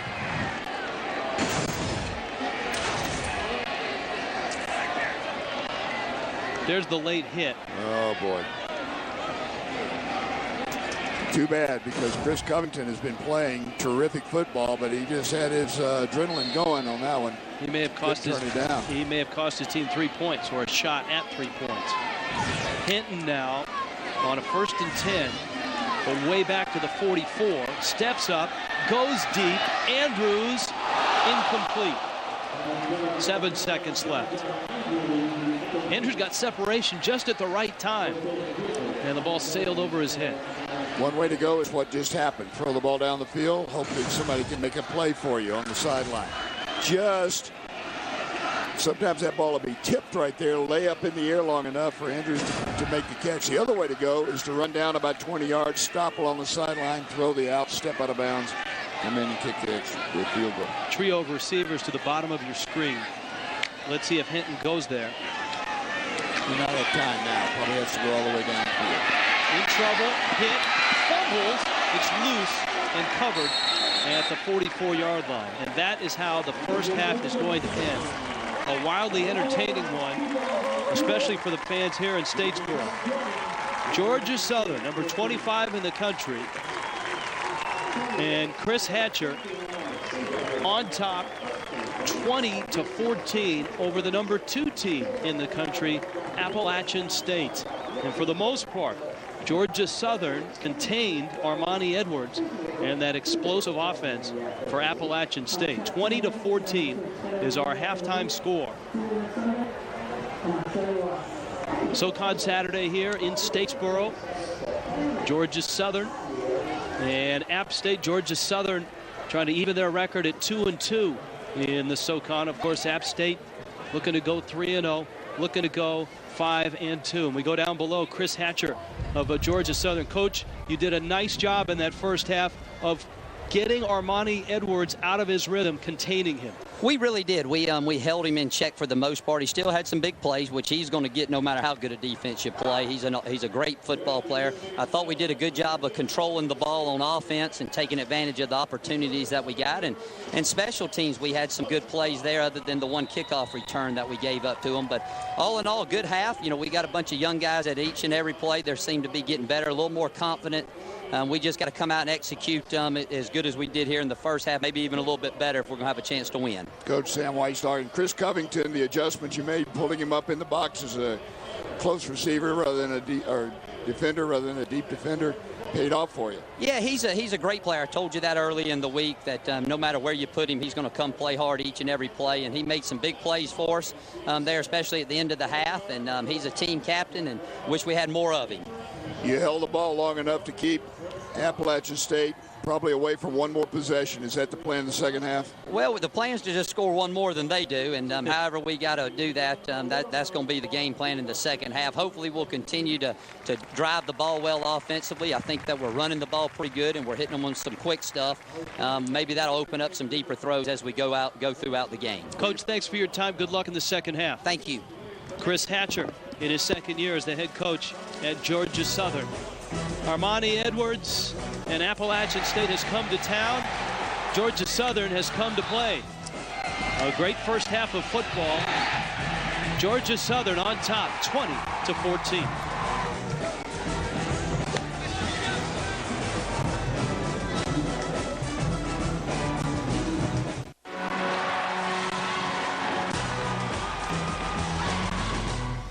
SoCon Saturday on Sports South back in Statesboro. Our halftime report brought to you by RBC Bank. There's your halftime score. Number 25, Georgia Southern, a 20-14 lead over the number 2 team in the country, Appalachian State. And here on the RBC Bank halftime report, we bring you up to speed on what's going on in the Southern Conference. And now it's time for the Southern Conference Notebook, an inside look at this week in the Southern Conference. Appalachian State's Armani Edwards earned the Offensive Player of the Week honor for the second straight week after racking up 370 total yards of offense and 4 touchdowns on Saturday. On the defensive side of the ball, teammate DJ Smith led the defense with 16 tackles, tying a career high. Smith anchored a defense that held Samford to only 16 yards and no first downs in the second quarter to turn a 7-point deficit into a 28-14 lead. Elon place kicker Andrew Wilcox connected on a pair of field goals and 3 extra points in the Phoenix 27-23 win over the Citadel to earn the Special Teams Player of the Week honor. Wilcox also moved to 6th all-time in SoCon history in career field goals. Western Carolina's Zach James passed for a career-high 302 yards and 2 touchdowns in his first career start for the Catamounts, earning the Freshman of the Week award. The Southern Conference has 5 teams in the top 25 of the FCS Division I coaches poll. Appalachian State, Wofford, and Elon are all in the top 10, with the Mountaineers 2nd, Terriers 6th, and Phoenix 8th. Furman and Georgia Southern round out the SoCon teams in the poll. The Southern Conference is one of 3 leagues with 5 teams in the top 25. This week's SoCon Spotlight is on Chattanooga volleyball player Laura Newberry. The senior libero broke the NCAA career digs record on October 8th with 24 digs against Samford and enters this weekend with 2,879 career digs. The previous record was 2,791, set in 2005. Newberry also holds the NCAA record for digs in a season after compiling 942 in 2007. She recorded a career-high 51 digs against Wofford last Saturday. Next Saturday, we'll see a full slate of action in Southern Conference football, starting with Georgia Southern at Western Carolina at 1 p.m. Wofford travels to Elon, and Samford will host the Citadel at 3 p.m., with Furman and Appalachian State rounding out the day beginning at 3:30. Next up on SoCon Saturday on Sports South, we will be live from Rhodes Stadium on the campus of Elon University for a SoCon showdown between the Wofford Terriers and the Elon Phoenix, beginning at 3 p.m. Eastern here on Sports South. And that's this week's SoCon Notebook. For more information on the Southern Conference, its 12 member institutions and 19 sports, visit www.soconsports.com, the official internet home of the Southern Conference. Our SoCon Saturday in Statesboro, and it is halftime with Appalachian State, number 2 in the country, number 25, Georgia Southern. 20-14, Georgia Southern on top at the half. It's our RBC Bank halftime report. And we focused a lot of attention on Mountaineer quarterback Armani Edwards in the first half. Here's a closer look at the junior, the All-American from Greenwood, South Carolina. It just put another X on our back, but you know the coach is doing a good job keeping us in shape, keeping our heads on straight. You know, we just go out there. You know, we hate to lose. 5 wide for Armani in the shotgun. Gets the snap from Irvin, looking for some help. Now steps up out of the pocket. Will run it in for the touchdown. Touchdown! Touchdown, Armani Edwards. We got hurt 10 days before we went to Michigan, and very few people realize that. And he played his heart out at Michigan, played extremely well. Well, everybody knows that Armani's a terrific athlete. He's so competitive. But he's never been one of those guys going to stand up in front of the whole squad and give you a real fiery talk, let's go do this, this, and this. But now he's beginning to be more assertive, particularly this summer. He got a list of the cell phone numbers from our strength coach of every player. He called every player and talked to him. Well, he's never been that assertive about things. Everybody came back first week in July. Just a lot of commitment and hard work to it, you know. Once you come up here, eat, breathe, and sleep football, basically. Edwards, in his 2 years, this being his third year, has already racked up an incredible amount of hardware. In 06 as a freshman player of the year, All-American last year, all-time leader in total offense. Look at his number as a starter, although that number at 26-4 might be 26-5 if things continue the way they're going right now. Georgia Southern, Edwards does have some damage done, but they limited that in the first half. They did. You know, they sacked him 4 times. It's hard to sack the guy one time. Yeah. Part of it was the strategy of Chris Covington, number 28 for Georgia Southern, up in the box. But they've taken him a little bit out of their game plan of running the ball and the options. That first series was so easy. The adjustments were made by Georgia Southern, successful adjustments. It's going to be interesting to see now what counter is done by Appalachian State in the second half. Yeah, Appalachian State coming in here, number 2 in the country. Georgia Southern, well, they used to be the big thing with their 6 national championships. They want to get back in the national picture, and they think a win here might do it. Well, and I think they're in the national. You know, when you start looking around, you always mention Delaware, you mention Montana, you mention Georgia Southern and Appalachian State as well. So they're in the picture, but they want to get up there in the single digits, not 25. All right, the RBC Bank halftime report will continue from Statesboro. Antonio Henton, 57 yards rushing in the first half, and a touchdown, and the lead.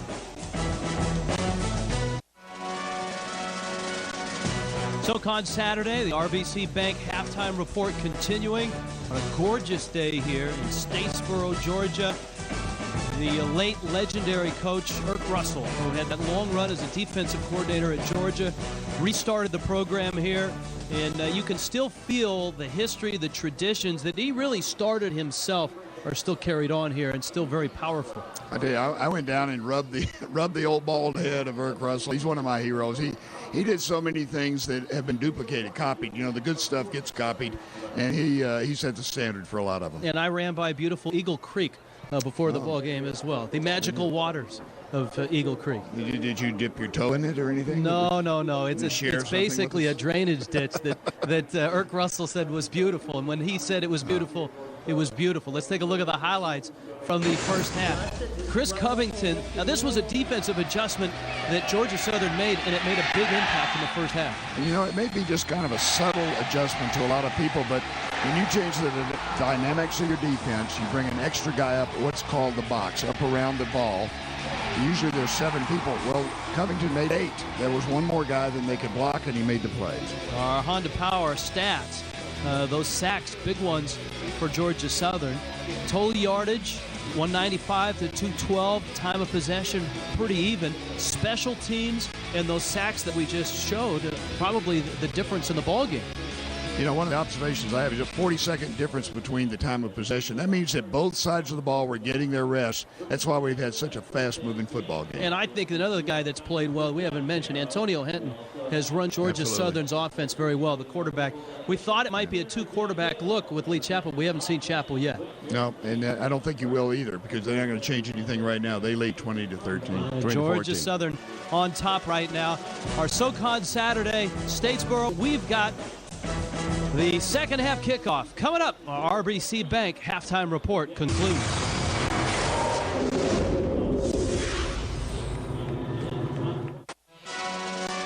SoCon Saturday on Sports South is brought to you by Seven Falls, proud sponsor of the Southern Conference. By Geico, 15 minutes could save you 15% on car insurance. By RBC Bank, let's do something giant. And by Honda Generators, the power of choice. 6 national championship banners hang high here in Statesboro, Georgia, where Appalachian State is on the road and down 20-14. Moments ago, we caught up with their head coach, Jerry Moore. Second half, how do you get your offense rolling? Well, we've made some mistakes. We've keep putting ourselves in long yardage and having hadn't had the turnovers, but just haven't been very effective. The first drive, we did what we wanted to do, and then we haven't had the ball very much. Special teams certainly a difference in that first half as well. Oh yeah, the punt return, that's been a problem for us most all year. We worked on it. We've been changing players. Some of it's due to young players. Some of it's due to just not doing a good job with it, and it stung us. It's hurt us all year long. All right, Coach, good luck in the second half. Thank you.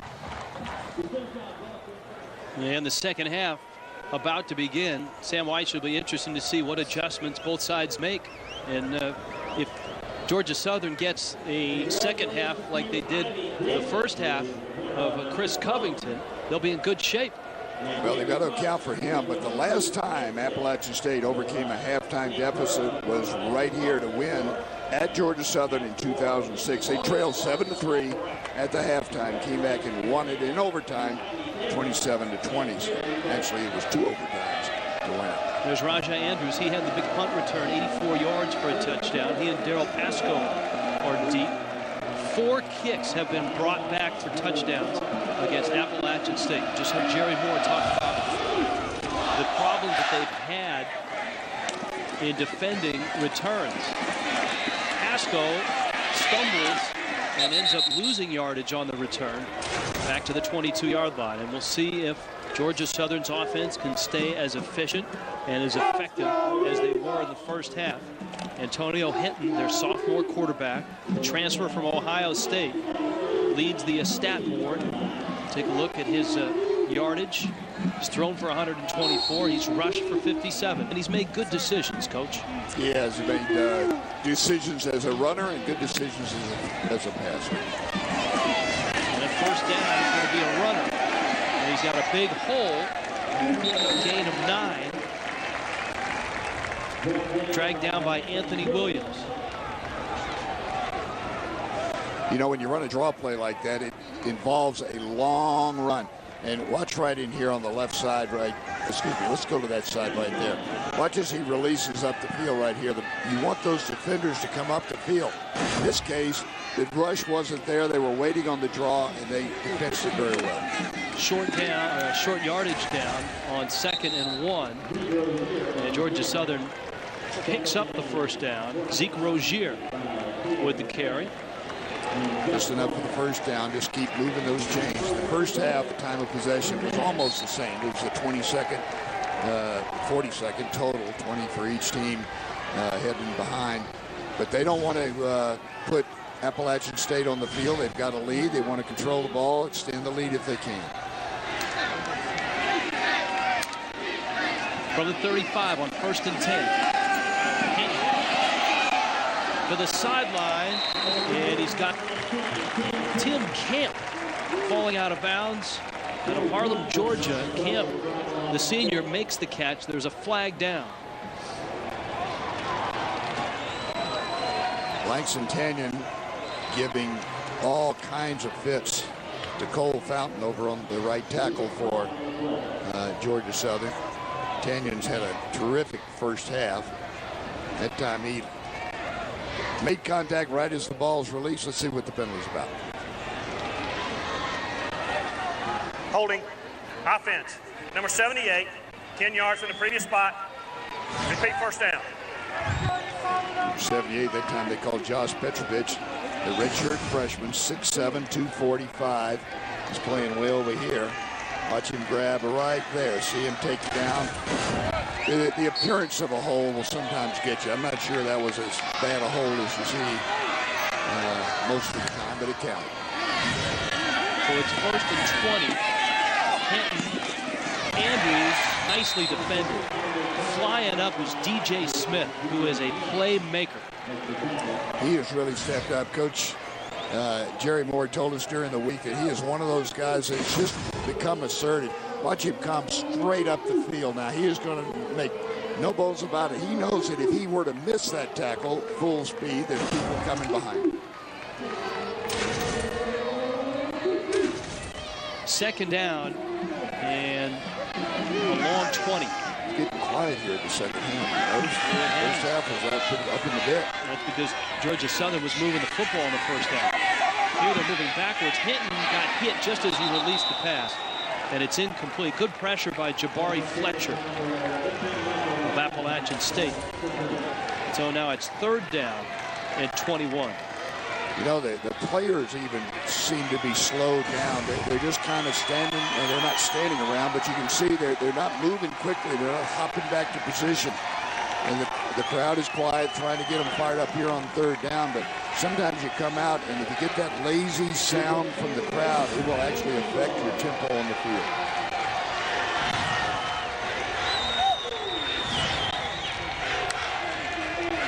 Third down and long. Hinton is flushed out. He'll go deep, and it's dropped. Marcus Russ got himself in great position to make the catch and then couldn't hold it. That would have been a big play, obviously. Enough yards certainly for the first down. And instead, it's a big momentum swing as Georgia Southern has to punt. Big pressure coming right here from Anthony Williams. Watch him come up the field and push the quarterback out of position. Once you lose it, great rush. That's just a bull rush, pushing through, forcing the quarterback to throw it sooner than he wanted to. Charlie Edwards punt. And he's going to get a nice roll that's going to be down at the 34-yard line. Timeout on the field. Second half underway. Georgia Southern up 20-14.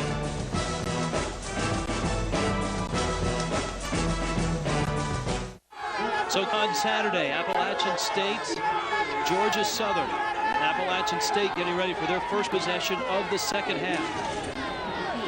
I can remember when I was a player, so to speak, I was on the roster with the Washington Redskins. George Allen used to say how important the first drive of the second half was for both sides. That stat right down there in ball control is also interesting. We'll get it in a second.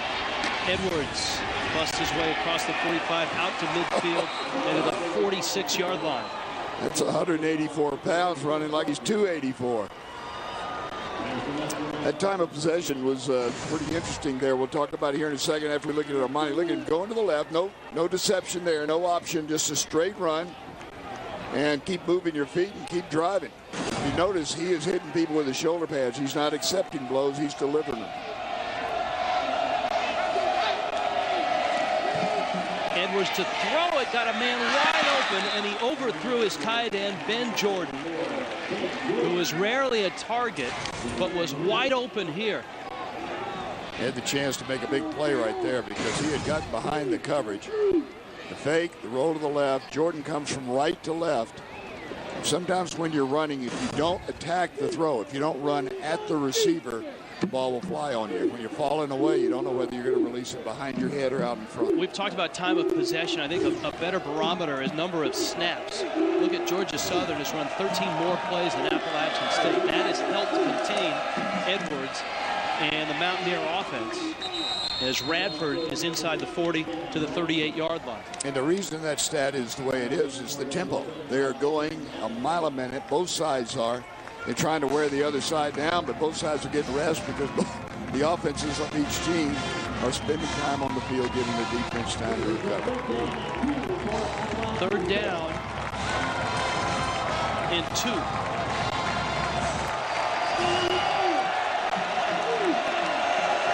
Trying to get back in it now.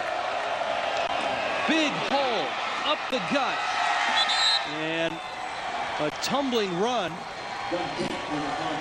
And a nice gain for Appalachian State's Josh Jackson.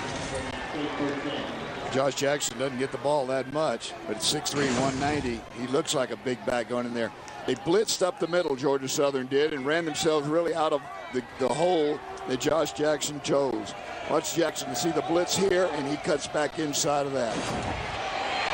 Edwards stepped inside and has an 8 or a 9 yard pickup. Armani Edwards You know, the other little subtlety to this type of an offense, when only one ball carrier is handling the ball, the quarterback, the guy that receives it, less chance for mishandling of the ball.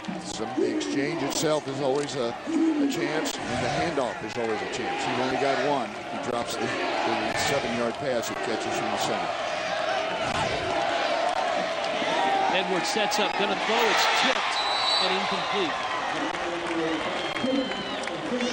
And sometimes if you look at a receiver too long, which is what Armani Edwards did, he looked back, he didn't quite find his receiver. He moved out of the pocket to begin with, and then when he looked back, he held it for a second. By that time, the defenders had a chance to time it and jump and block the pass. Beautiful.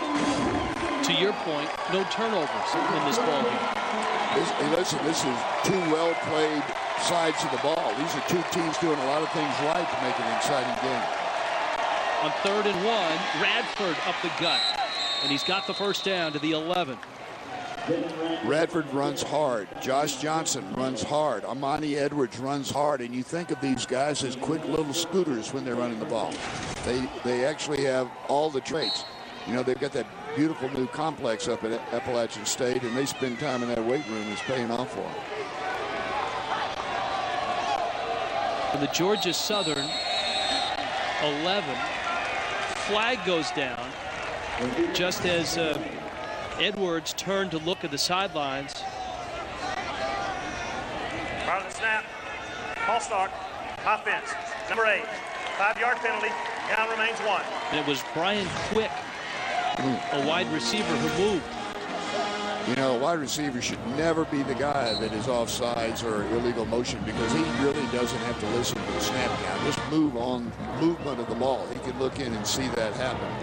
By the time the sound travels out there, sometimes it doesn't get there if the crowd noise is loud. It's only the 5th penalty of the game. It's been a well-played game. Appalachian State on the move. Edwards, nifty move. It's a gain of only 2, but it's one of the better moves we've seen by a runner today, because that had 5-6-yard loss written all over it. Absolutely. He made about 5 or 6 yards. Maybe he didn't make any yards forward beyond the line of scrimmage much, but he saved a big one. And sometimes that much distance can make the difference in a field goal attempt if they don't get into the end zone the other way. Spread them out again. On 2nd and 14. Edwards fires it inside. Hillary dropped it. It's incomplete.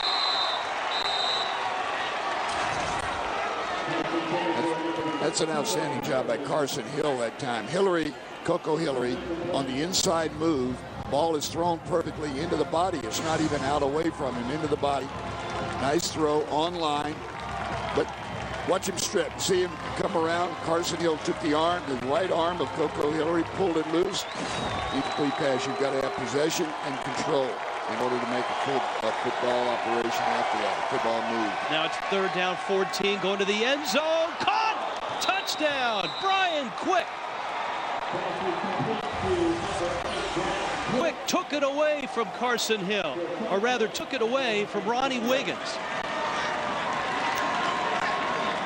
That time, that was just strong hands, strong fingers.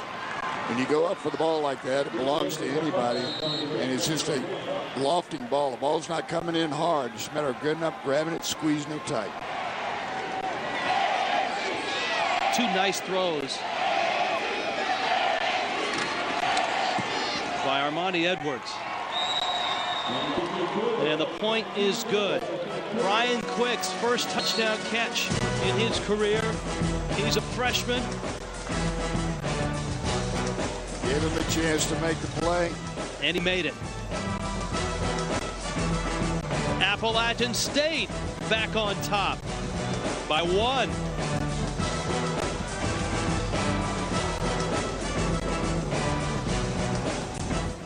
Back and forth they go, Appalachian State and Georgia Southern. It's Appalachian State who scored first here in the second half. This time they match up Brian Quick at 6'5", 210 against Ronnie Wiggins at 5'8", 170. They had the mismatch they wanted. They made it work. That's smart football, smart play selection. And a nice scoring drive. Our Carolina Ford scoring drive. 10 plays, 66 yards. Quick's first career touchdown catch. And so in a game of momentum swings, right now Appalachian State has it. Though they kick it out of bounds, which will give Georgia Southern good field position. Go back and kind of recap the second half now. Georgia Southern had the ball, was unable to move it.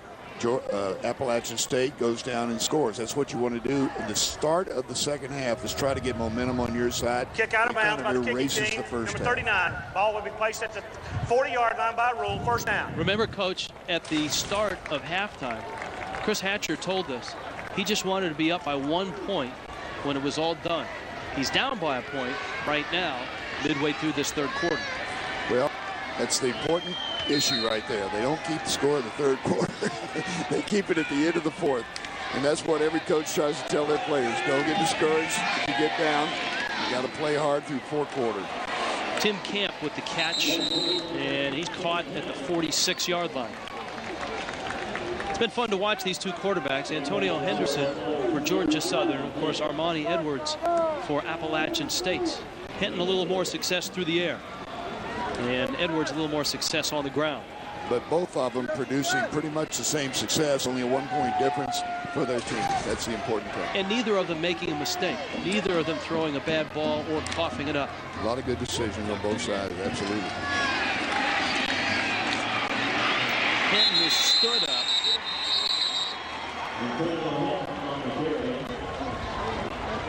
Lanston Tanya, the freshman out of Shelby, North Carolina. He's one of those true freshmen. You know, you've got true freshmen and then you've got lying freshmen. This one's a true freshman, and he has played an outstanding game. He's had outstanding pass rush during the day, and there's the run stop.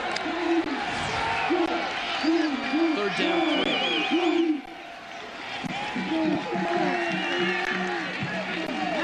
Boy, there are a lot of signals coming from the Georgia Southern sideline, too. They've got about 6 guys. One of them just swung a baseball bat. The third down throw. Get up on the corner. Ed Gainey with a great play. Man-to-man coverage, playing real tight, but they're playing man-to-man coverage head up, which means you can get inside for that slant or those inside patterns. Gainey just reacts and knocks the ball down. Look, quarterback, if you'll notice, right at the very beginning, look to the left. That gives a total advantage to the defense. Don't look there early. Try to hold it until the last second with your eyes. B.J. Frazier is deep with his Georgia Southern kick, and he makes a fair catch at the 21-yard line. Appalachian State went 66 yards in 10 plays with their last possession. They'll have it when we get back on a SoCon Saturday in Statesboro. SoCon Saturday, that's a great hat. That is, and that's the latest recruit from Acorn, too. She's registered to vote 7 times. One for every month she's been born. Stop it. All right, Appalachian State, last time they had the football, Armani Edwards was in full flight. He was running the football. He was handing it off. And then he finished with that nice toss and a leaping catch in the end zone by Brian Quick. And now Appalachian State with the lead and the ball at the 21-yard line. And their second possession of the second half. Georgia Southern was unable to do anything with their first 2 possessions. Edwards to the 27-yard line. Another thing we haven't talked about with Edwards, we talked about his arm, his feet, his head, how smart he is. He takes a terrible beating throughout a game. He has to be tough. I was just watching that last hit. I was going to say, did you see how his head snapped back like that? He got hit from the blind side. He saw people in front. You can't look everywhere. When you take a beating, it starts to take a toll. Offensive center moved that ball. Now, whether the officials saw it, I don't know. But center moved, rocked the ball back, and Georgia Southern tapped him. That's all you have to do. Actually, they tapped him pretty good. Watch his head right there. Right now. Ooh. And that's a real, the difference between Edwards and Hinton. Hinton is 230. Edwards is 184. Yeah, and that's before breakfast. And so you can imagine what it's like now out there. They're eating for hours. You can see the sideline, top of your screen. for Appalachian State, shuttling players in and out. Edwards stops on the option, and a great play. Covington makes another one. I'll tell you, Chris Covington should be getting a game ball. Up to this point, his performance has been, with the one exception of making a mistake on the personal foul right before the end of the half, he has played terrific football. You couldn't have asked for more. There's the difference. Able to stop and start along with Armani Edwards. If you're a bigger guy and you can't change direction like that, Armani Edwards makes that play. And he tackles one of the most elusive players in college football. Third down. Covington has 3 sacks, 7 tackles, long third down. Edwards has time to the sidelines. It's caught there by Johnson, and he's out of bounds. He's got the first down. Josh Johnson, a nice route and a bullet of a throw by Edwards. Now watch Chris Covington right here. This time, rather than cover, he's going to blitz. He's going to rush. Here he comes. He gets taken on by a lineman, a chip by a back, still rushes the quarterback.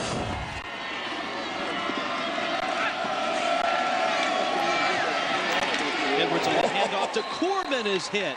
Covington in the middle of it again. You know, once you get into that zone, into that groove, ball snap, you know you're going to be part of the next play. You move faster, your angles are absolutely correct. 8 tackles, 3 sacks today. Chris Covington having one of those career days for him. And really, you have to have somebody play like that to beat a team like like Appalachian State. Obviously, the outcome is still uncertain here. Blitz coming, Edwards ducks it off. Radford out of the backfield, breaks a tackle, and is across the 40 to the 44-yard line. He's 2 yards shy of the first down. This time, Coco Hillary on the outside. It's a quick screen to the inside receiver. The widest receiver was Coco Hillary. As soon as the ball was caught, he came back, made the key block to get the 9 yards out of that. Third down short. An inside handoff. Josh Jackson. Flag goes down behind the play. Josh Johnson and Ronnie Wiggins were matched up away from the ball. There are 2 flags down. Actually, I think this is going to go against Ronnie Wiggins because he was the second guy. It's the second guy that always gets hit. They were kind of jarring with each other. Wide receiver and defensive back on the backside away from the play, and one hit too many. Personal foul. Defense. Number 23, 15 yards from the end of the run. Automatic first down. And you're right on. It is Wiggins. And it really wasn't an injury type of a hit. It was just a retaliatory type of hit. It's hard for me to say as syllables. But anyway, it was one of those kind of hits. And when he did, the 2 flags came out immediately from opposite directions. Both officials were waiting to see if he'd react. And when he did, they got him. So it's a big penalty, 15 yards marked off. And the football sits at the 32-yard line of Georgia Southern. Appalachian State on the move. Edwards rolls out again to the sidelines, again to Josh Johnson, and another first down. Josh Johnson is 6'3", 190. It's along that sideline. He's a big target. He's not moving, so it's an easy throw. Watch Johnson. There he is, standing. We're looking right into your screen. Both feet in bounds. Turn to the outside. The best place to do is to turn up the sideline first. If you can make the first guy miss, then you can cut back.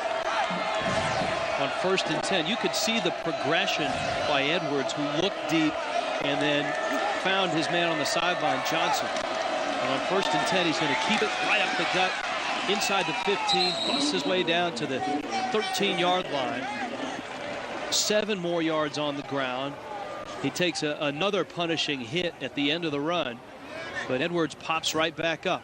Getting a little chippy down there, too, right at the end of that play. Chris Covington came back, gave a little shove, then realized, hey, wait a second, we just got penalized for this, and grabbed the guy that he shoved and dusted him off. You don't want to lose your cool now. You're in a tight ball game, and, of course, this score right here is very important because this could make you put you behind 2 scores. Hillary in motion. Edwards stops, starts, darts in, and has a first down. It's another one of those runs that goes as a 4 or 5 yard run.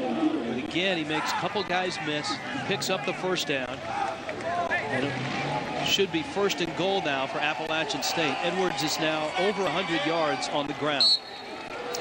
On that last play, Larry Baird, preseason All-Southern Conference, did one of those stop-start change of directions. Of course, you know that Georgia Southern wanted to keep Armani Edwards under 100 yards on the ground.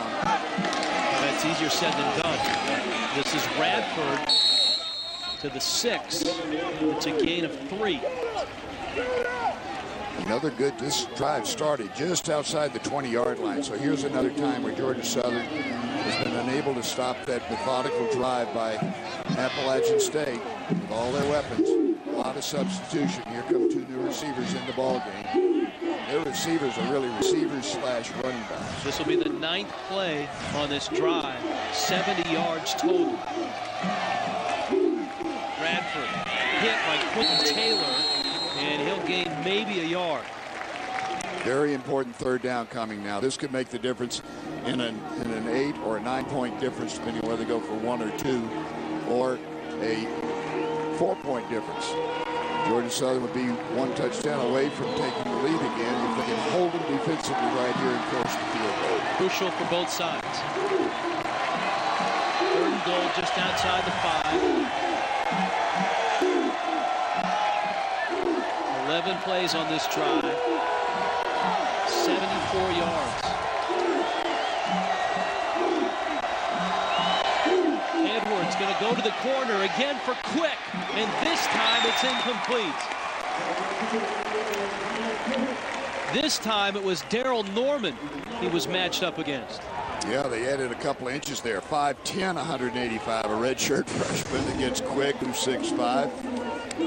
Norman does a good job, though, at its height. He really doesn't get a hold of the ball, didn't get a tip of the ball, but just enough to distract Quick. Incomplete. Here's the field goal. Jason Viteras. This is almost like an extra point. 22 yards straight away, and he drills it. And so Georgia Southern doesn't give up the touchdown, but they do yield 3 points. And Appalachian State has a couple of scoring drives, both over 10 plays. That one, a 12-play drive that goes 74 yards. They had a 10-play, 66-yard drive. And so they've owned this 3rd quarter. But as a coach on the Georgia Southern side, you can come to your team and say, hey, fellas, the team that scores next wins the ball game. We're right in the ball game. And they also know that in the 4th quarter, Georgia Southern has outscored their opponents 58-20. They have dominated the 4th quarter. Of course, they're playing Appalachian State. Pretty darn good and pretty tough to dominate. All right, here's Appalachian State's scoring drive. Our Carolina Ford scoring drive. For Appalachian State, it finishes with the field goal. But look at that, 13 plays, 74 yards. At 5, almost 6 minutes is important as well. Get this game over with. You've got a team that's going back and forth almost, well, it has been. The last team to score may be the team that wins. We've got 2 head coaches who, when you go back and look at their lineage and who they've been influenced by, it's pretty fascinating. And you've got Hatcher right there, Hal Mumme, Mike Leach, the spread offense. Those guys really pioneers offensively. You go to the other sideline, back to Jerry Moore. Here's a guy who was an assistant with Hayden Fry back at SMU, and then Tom Osborne in Nebraska, Ken Hatfield at Arkansas before a great run at Appalachian State. 2 outstanding coaches, and you can tell they're outstanding coaches because of the well put together football team they put on the field today. High kick. Pasco fights his way out to the 34-yard line.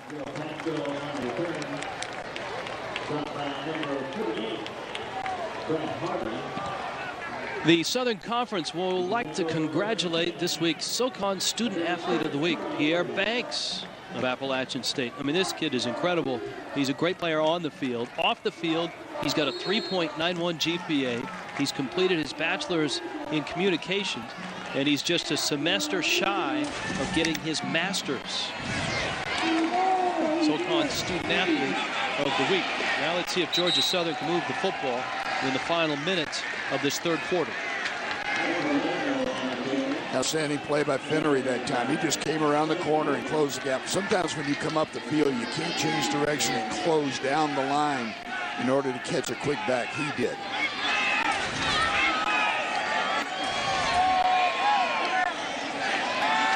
Hinton. Man open. Andrews. 30. 20. To the 11-yard line. Rajai Andrews had the big play in the first half. An 84-yard punt return for a touchdown. And this is a big play as well. And he's cramping up along the sidelines. This is just a straight zone defense. Watch this safety go that way. That other safety goes that way. Right down the middle. There's the hole. And right back to work is Antonio Hinton. To keep it to the 7 before he stopped. And so Appalachian State is in the same position Georgia Southern was, trying to defend the red zone and trying to keep Georgia Southern out of the end zone. Georgia Southern kept Appalachian State out of the end zone, gave up just the field goal. 2nd and goal from the 7. Excuse me. 2nd and 6 from the 7. They can get a first down inside the 1. Hinton bounces it outside, cuts in. He's shy of the end zone, but he's close to the first down. I'd say he probably got the first down from the spot of the ball. It looks like it's well inside the 1-yard line. That'll give him 4 tries from inside. This is the stop and then the start and the bounce. That's what makes the play, and that is vision. That it's a player that can see that there's something out there, stop and reaccelerate again. He's able to do it.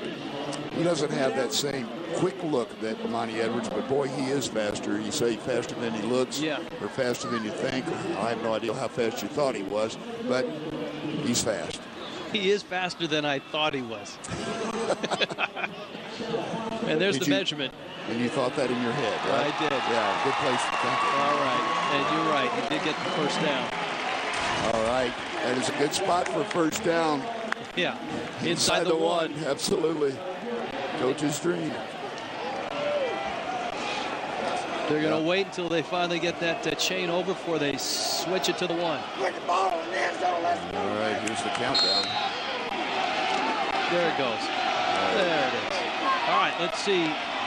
Georgia Southern now. Look at the jumbo set. They've got 2 offensive linemen lined up behind the offensive line. And Hinton's going to take it right side. He gets up. He lost the ball, but he's in for the touchdown. Now the rule is, as soon as that ball breaks the plane of the goal line, it's a touchdown. The play is over. So any fumble that happens after that, and it did happen, is irrelevant. The play was over. You know what's interesting to watch? Both teams will stay in the shotgun when they got 3rd and short. They don't get up under center where you got that shortest distance between 2 points. Here's the jump. We'll see it. He reaches, breaks the plane, and then the strip. Let's see if he did, in fact, break the play. Wow, that's close. It's very close, but not reviewable in FCS league play. That was close. And so Georgia Southern may have gotten a break with 3 seconds left in the 3rd quarter. Another look. In slow motion. This is not right on the line, but it's pretty darn close. Well, you know what? If you're on the line, that's good enough. The front part of the line is the score, not the back part. And the official had the best look. He had a better angle than we did on that look. Not by much, but just a bit, and maybe enough. More importantly, he is the only one that counts. So he called it a touchdown. And this game is going in the second half just as it did in the first. And we're about 3 seconds away from the end of the 3rd quarter. And we enter that 4th quarter. And this is the one, by the way, that we talked about earlier. They keep the final score after this quarter right here. It might just be the last team to touch it, as Chris Hatcher said, that wins this one. Our Carolina Ford scoring drive. The Eagle happy. Hinton's 2nd touchdown of the day. And, of course, the big play on that one was Hinton's throw to Rajai Andrews. Yeah. Andrews has made 2 big plays in this ballgame. The 84-yard punt return for a touchdown, and that catch and run that brought it to the 11. That was a good read by the quarterback. I think that play was probably called anticipating that coverage because it was the perfect play against that. But the quarterback has to read the coverage and get the ball to him so that he makes sure he doesn't make a tough catch out of it, give him a chance to keep his feet and make the long run after the catch. Coco Hillary is deep for Appalachian State.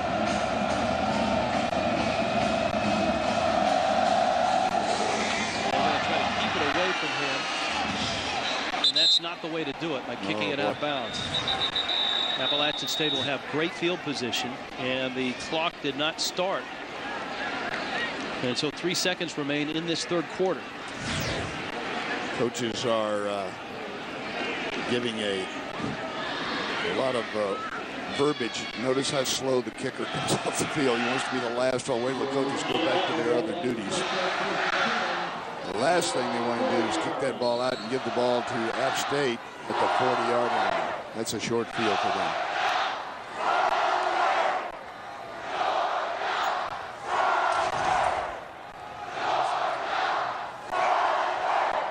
Some confusion. Georgia Southern didn't really have their wide receivers all covered up. And on the first down, Anthony Williams and Lanston Tanya make the stop. Georgia Southern at home and on top. Some big plays in a big game on SoCon Saturday.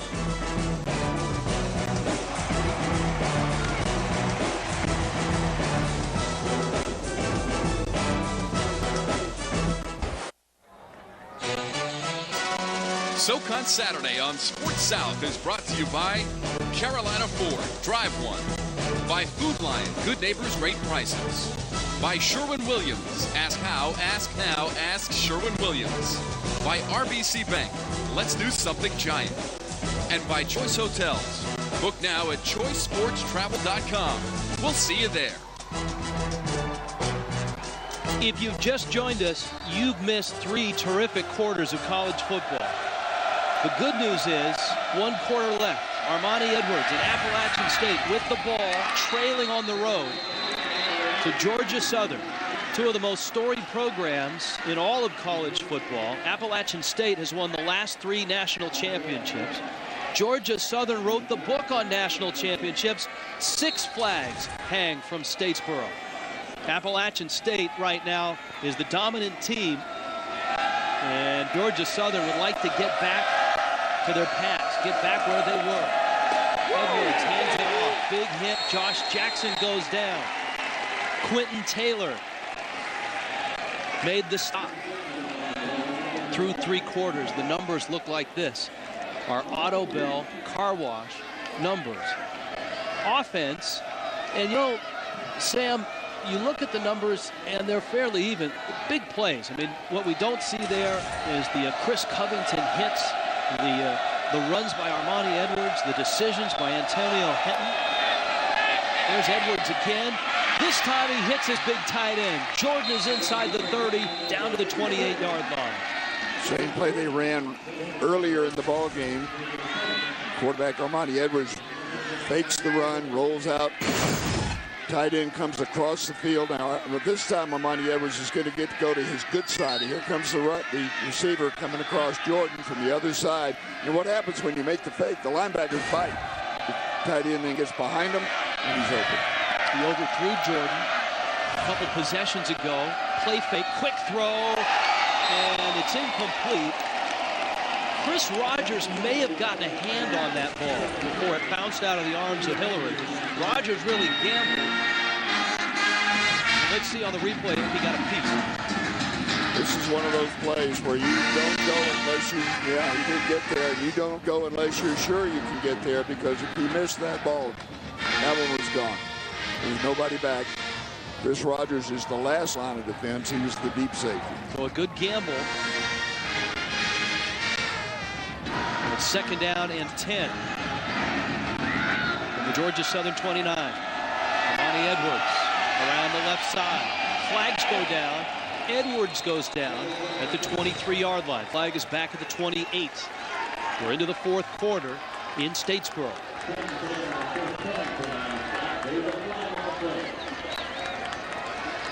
And it's a hold. Ed Rhodes, our referee.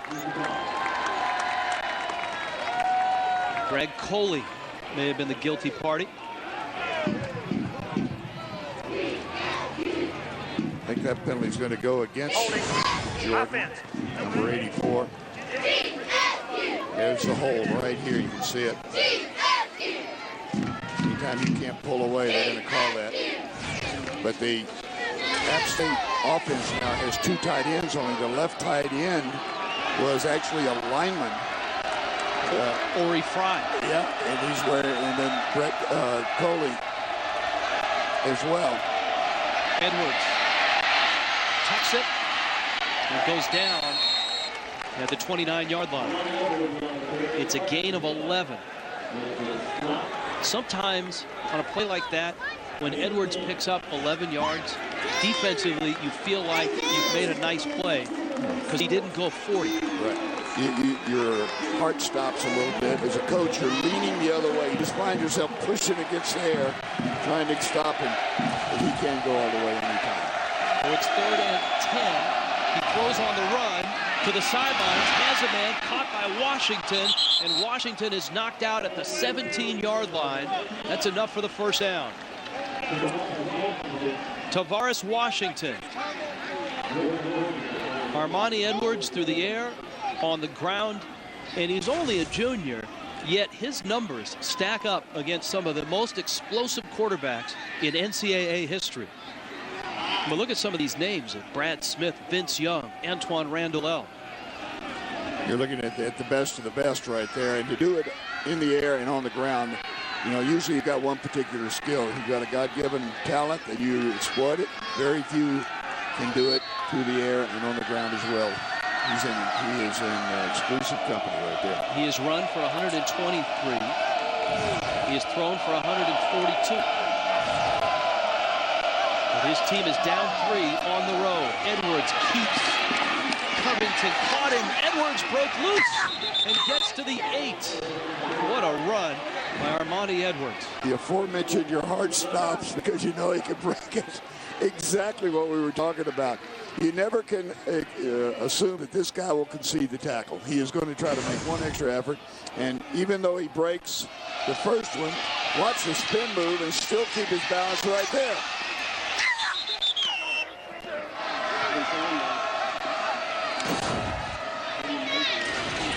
Inside handoff. Jackson gets close to the 1. You know what? I wish they'd slow down just a little bit so we could enjoy the replay of the previous play, because they're so much fun to watch. You don't see this kind of athletic ability every Saturday afternoon, I'll tell you, regardless of what game you're watching. It's a lot of substitutions again here, though. And that's part of both offenses, the ability to tire that defense out. Not a lot of time between snaps. Edwards himself. He's in. It's a touchdown for Appalachian State. And back and forth we go. The Mountaineers reclaim the lead. They got movement that time on the right side of the line. And Armani Edwards, who runs, when he's in those situations, runs like he's a big bruising fullback. Right there, hits the linebacker, defensive back. Doesn't matter who it is. He's going to deliver the blow, get across that goal line. Back and forth we go again. Extra point is good. 3 consecutive national championships. Jerry Moore's been through plenty of these. So has Armani Edwards. And we're along for the ride on a SoCon Saturday. Appalachian State back on top. 11:36 left. SoCon Saturday in Statesboro. 13 plays, 74 yards. Our Carolina Ford scoring drive. Lots of long drives with a lot of plays for both sides. And Armani Edwards finishes it off, his second touchdown run. And we talked with both coaches this week. Chris Hatcher said it might just be the team that touches it last wins this game. And it's starting to look like that's the case. Let me point out ahead of time that any turnover, and there have been none so far in this game, any turnover now in the fourth quarter is magnified because there's very little time to recover from a mistake like that. Daryl Pasco on the kick. Flag goes down. Not Pasco, though. Another flag is down. Pasco's to midfield. He's 40. Pasco's to the 30. Pasco's going to go, but it may come back. There are 2 flags down. One at the 27, one at the 43, and another one now at the 11-yard line. One of the 11's unfortunate because the block was being made on one of the Appalachian State players, and the other Georgia Southern player couldn't get out of the way and just fell over his back, and it became a clip. This is going to be brought well back anyway. That one won't be taken. It'll be one of these early ones. Well, with 3 flags on the field, the odds aren't good. No, they're not. No. For Georgia Southern here. That's like, hitting 20 in Vegas. It doesn't work. This one's going to be brought back. Still a great run, and this just kind of highlights what this day has been like, and it also highlights what Jerry Moore said to us about his special teams. He worries about it all the time. This would have been the second return, punt return earlier, and a kickoff return now. Yeah, it would have been the 5th of the season. All right, let's hear first from our referee, Ed Rhodes. Ed has to explain to the captains first, and now he'll deliver to us. There are 2 fouls on the play. We have a block in the back against the receiving team, number 11. We also have a block in the back against the kicking team, number 41. Those offset, we'll re-kick. So they'll kick it again. And you know what? If you're Jerry Moore, you would rather just snap it. You don't want to see a kick. I mean, as you pointed out, he gave up an 84-yard punt return for a touchdown. 4 kicks have been brought back against his team for scores this year. And this is game number 7. There's the block right there by Georgia Southern. And I didn't see the one.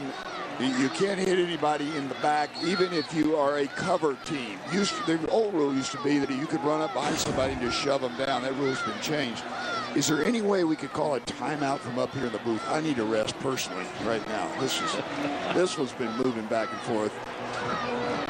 If this was a championship ball game, it would go down as an all-time great football game in the annals of football because of the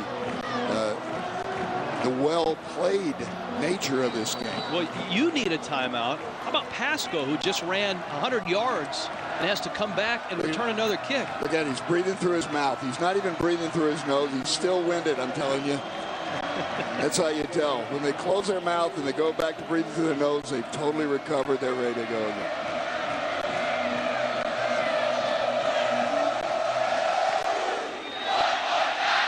Pasco, he'll get another try for the 21. And he's just going to go up the gut and run out of steam at the 33-yard line. Both return men that time were lined up on about the 15-yard line. They knew that was going to be a short kick. All right, we saw the Appalachian State drive. The last time Georgia Southern had the ball, they would go 67 yards. This was the big play as Hinton found Rajah Andrews. And he got all the way down to the 11. Hinton spun to the 1 and then got the ball knocked out, apparently just as he had gotten it over the goal line. And Hinton will keep it. Dives over the 37-yard line and gets out to the 39.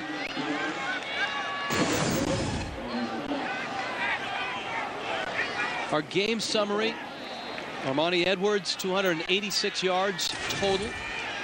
And Jock Roman has made 11 tackles. On the other side, Rajah Andrews with a punt return for a touchdown and a lot of catches. Our 7 falls. Game summary. We saw this on the goal line. Hinton steps back and now races to the sideline, and he's just going to get out of bounds. And he's helped on a hit that could have been a late hit. And we're going to get the flag now. The referee threw the flag, and now there's another one, a comment that time made by one of the Appalachian State players, and that was Jacques Roman. They must have said something right in the ear of the ref. You could have 2 personal fouls. Yeah, that could be a 30-yard foul. Coach, we saw that formation on the goal line play in which Hinton scored, where they bring 2 offensive linemen, set them behind the offensive line. Yeah. It's kind of a variance of the jumbo formation. Yeah, just bunches them up, and they're used to being spread out. But this is going to be 2 penalties, and it'll be marked off. There's one. They say he was out of bounds. Penalty is thrown not by this official now, but by the referee who comes running in late from right here. He throws the flag, and then Jacques Roman. Personal foul, number 98, 15-yard penalty from the end of the run. From that assessment, dead ball. Unsportsmanlike, number 40, App State, 15 yards first down. And it is. It's going to be a 30-yard penalty. That was obviously something that Josh Roman said, and he is a very disciplined ball player. That just was pure emotion, and obviously shouldn't have said it. Shouldn't have said it loud enough for the official to hear, for sure. Anytime you push a quarterback in front of his own bench on the sideline, there's a better angle at it. That's, you know, it's still borderline. It's close. Pretty close, especially because the quarterback is trying to get that extra foot to get across the first down marker. So the defender has an obligation to try to stop that. As a judgment call by the official, the first official felt it was okay. The referee felt it was not. Now he's having to explain to Jerry Moore. And Jerry Moore wants to know about both fouls. He wants to know about the late hit, and I'm sure he wants to know what Roman said to get the additional 15 yards. Yeah, it wasn't a full sentence, we know that. It only happened in a second. I don't think he even used a verb. I really don't.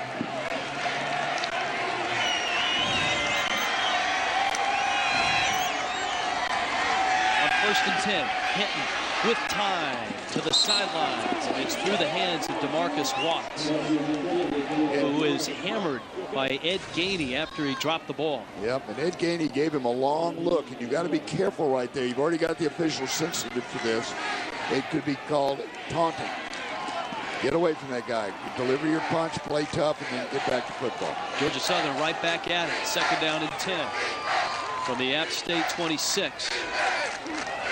And Hinton will check off.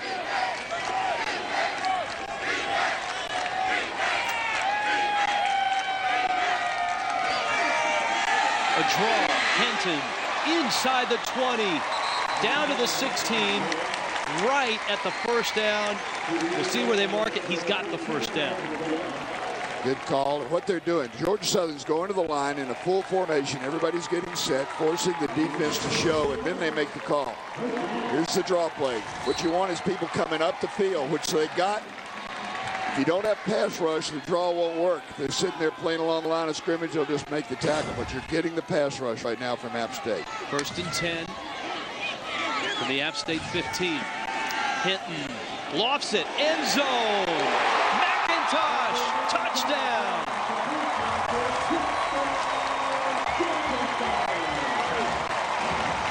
Michael McIntosh. That time he beats Ed Gainey on a little, what I call a hitch and go, or a little skip and go.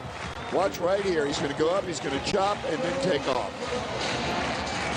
Sets and releases. We'll get it later.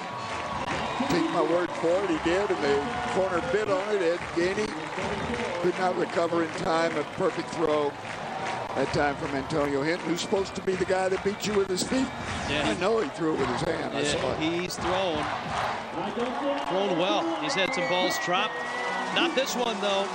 The senior, Michael McIntosh, from Antonio Hinton. And back and forth we go again. Georgia Southern on top. Georgia Southern answers a gorgeous throw by Antonio Hinton. Ed Gainey is going to bite on the little hitch, the little pause, right into your television screen, into your living room. Gets both feet down, only needs to get one down in college. Georgia Southern with 9:46 left to go and 3 timeouts for both teams. Make sure we know that, because that's going to become very important here before the end of this game, is the saving of those timeouts until the last 2 minutes. Carolina Ford scoring drive, 5 plays, 66 yards. Another big play by Hinton. Coco Hillary at the goal line. Let's see if Appalachian State can answer.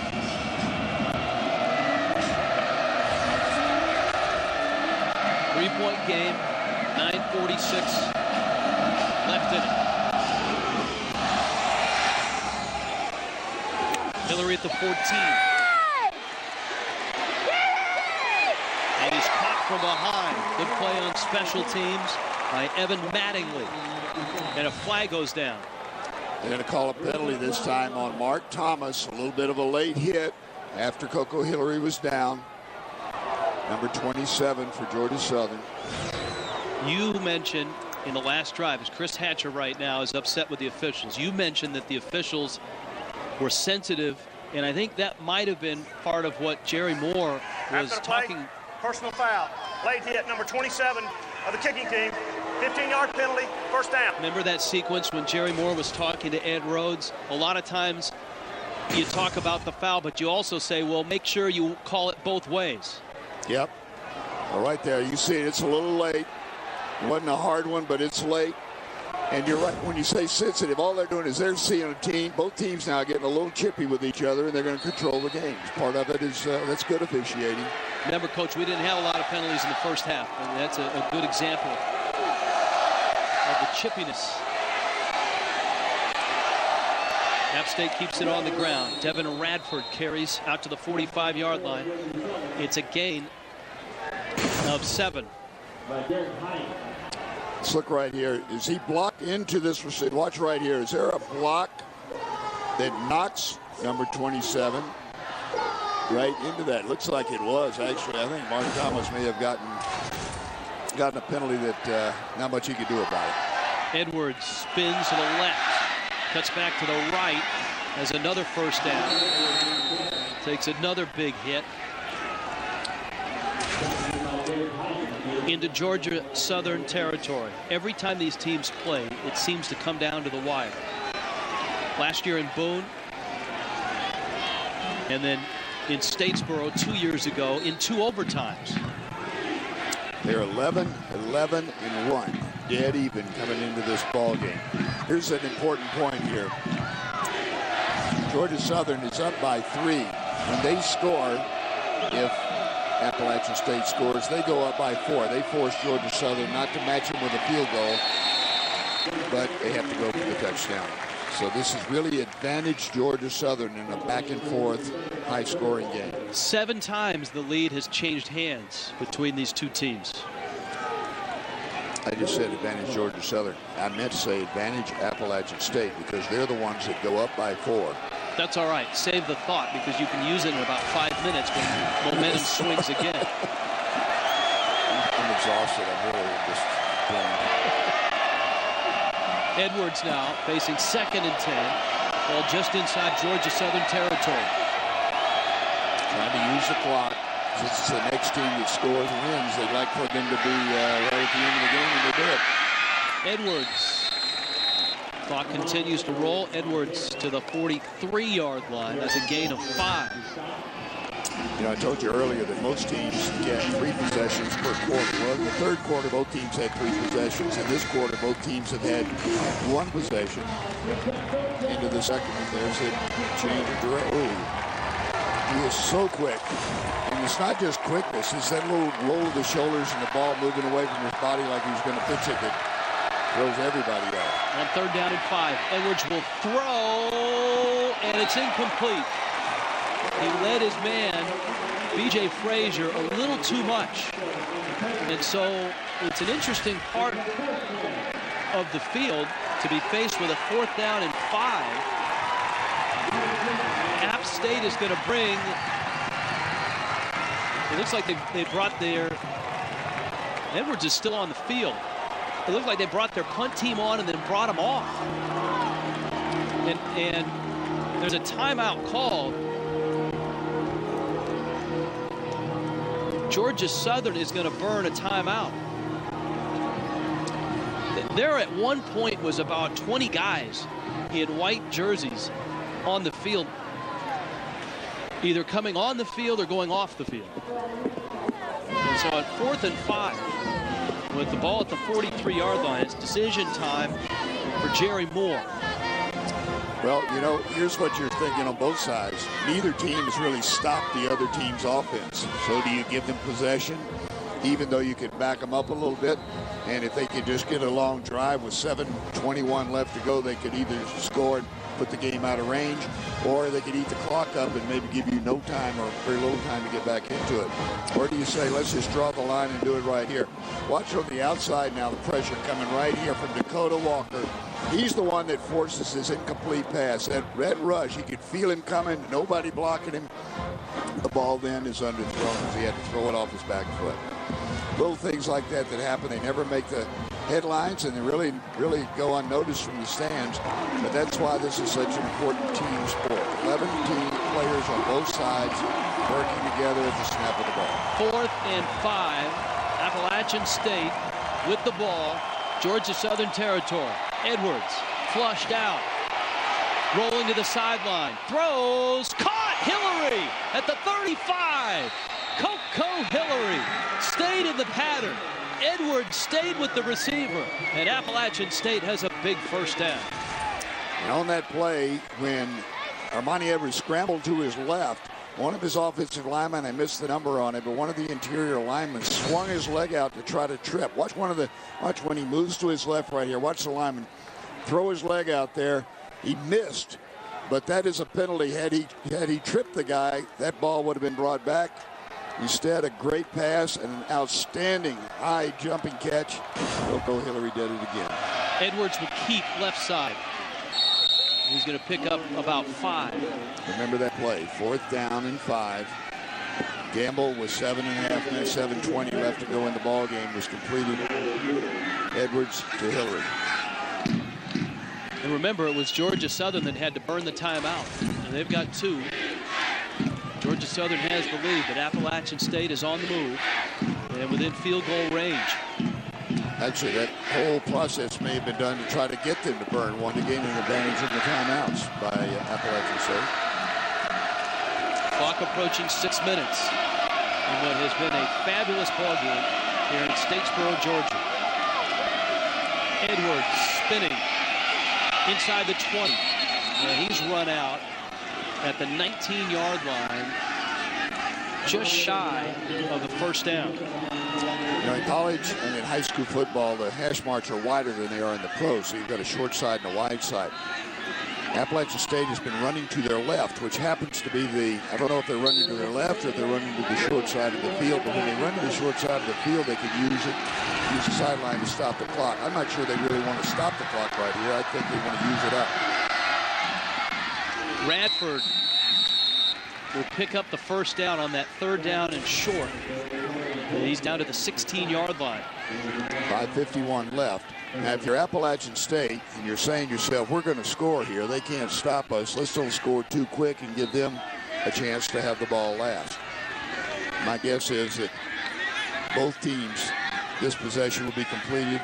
Georgia Southern will have time to make a good run, see if they can win the ball game. And it's going to come down to what we said or what's been said. Last team with a score wins. Appalachian State trying to stick it in here. 5.5 minutes left. They go to the left again. Edwards out of bounds. Nice job defensively. Good pursuit. Larry Beard on the stop. Well, they must think they've got a matchup over there that they like going to the left. They are, however, helping Georgia Southern subtly by running out of bounds, stopping that clock. Chris Hatcher. At least momentarily. Let's make a point now. The new rule this year, it stops only until the ball is set. It doesn't stop until the next snap. There's 10 plays, 45 yards. Look at the clock that Appalachian State has eaten up. Over 4.5 minutes. Armani Edwards rolling right, looking, stopping, throwing, and it's caught at the 7. Close to the first down. Don't think it's going to quite be enough for a first down. But Coco Hillary again. And those two guys have a nice relationship. Both are quarterbacks, and I think it helps Hillary in a play like that is broken down. He knows what a quarterback is looking for.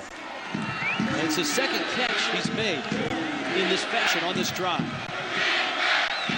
Yeah, that offensive line is making the second effort blocks to make those plays happen because it takes a lot of time to scramble around and throw it late like that. Edwards keeps. He's blistered at the 5. but I think he's got the first down. That's all he needed.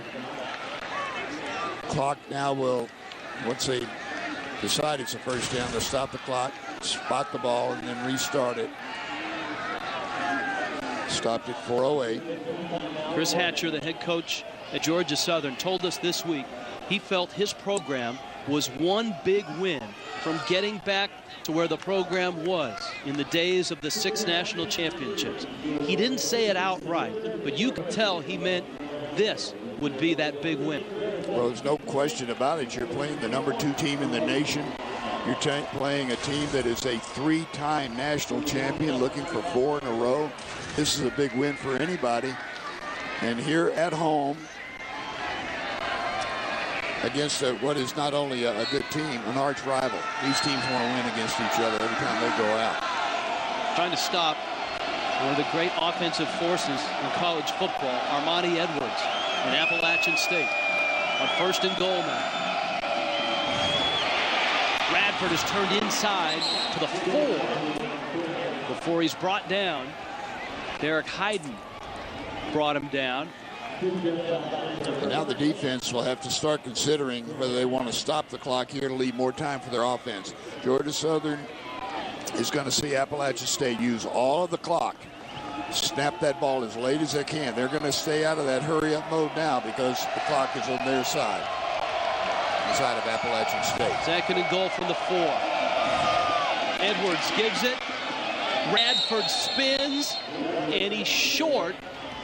He's inside the 1. He'll bring up 3rd down and goal from the 1.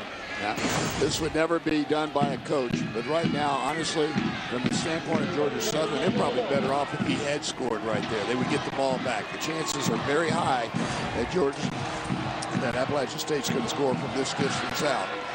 3rd down, however, they can make something out of it if Georgia Southern can stuff them here. Edwards keeps it. Edwards left side. Is he in? He's not in. He's stopped at the 1. It's 4th and goal from the 1. And another big decision for Jerry Moore and Appalachian State. They're down 3 on the road. 2.5 minutes left. And it's now 4th down and goal.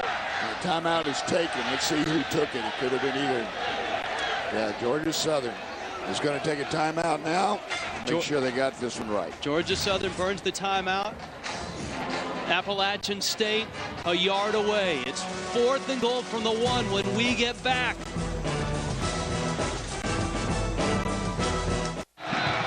Three-point game. Appalachian State with the ball, down 3, down to the 1-yard line.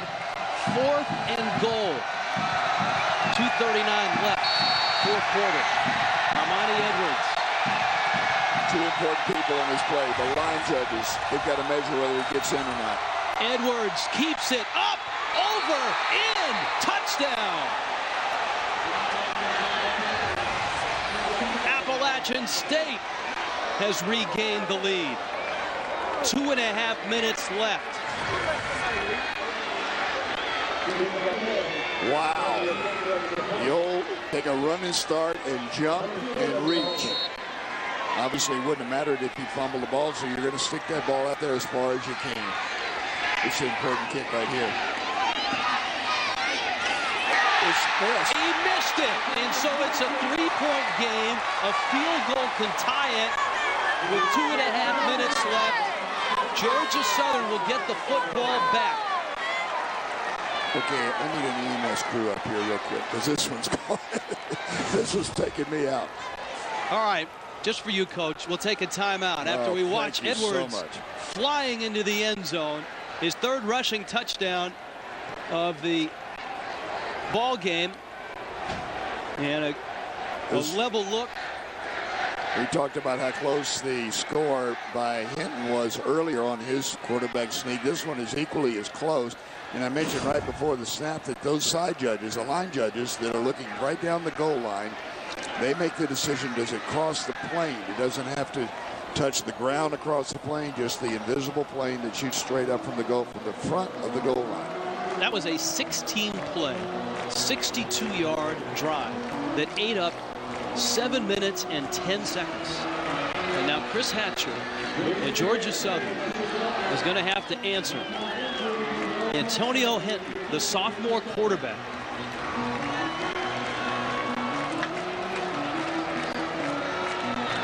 Hinton has played so well in this ball game. He has thrown for 199 yards.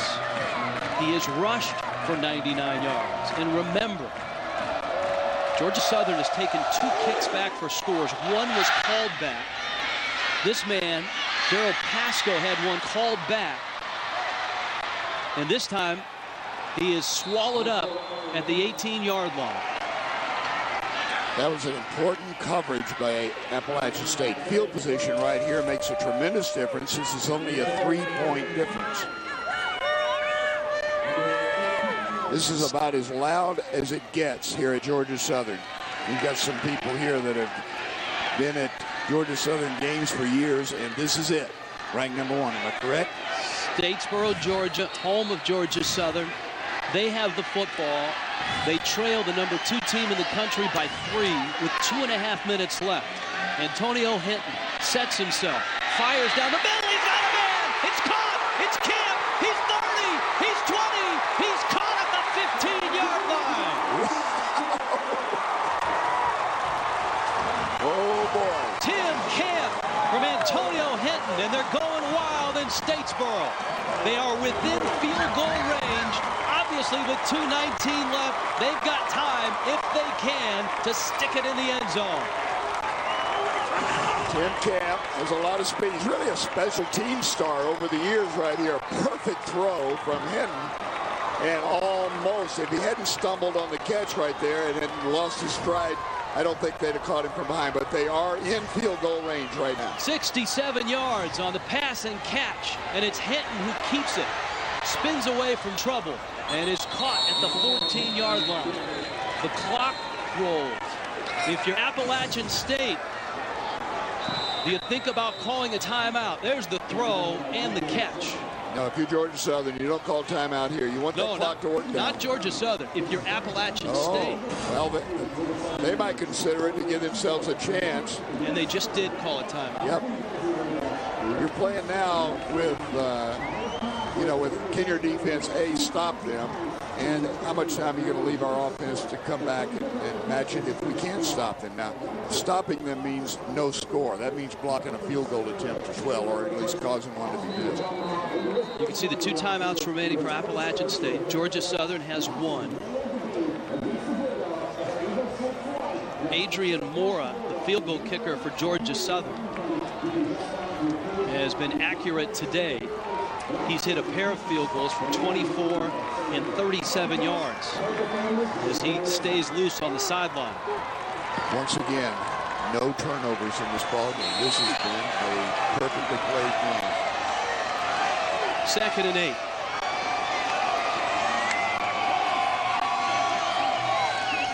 Hinton, flush out, looking. Hinton will keep it. He cuts back, and he's going to get back to the original line of scrimmage. Appalachian State is going to burn another timeout with 1:40 left. Let me tell you what I tell, if I'm Georgia Southern's coaches, I am stressing as hard as I can, no holding.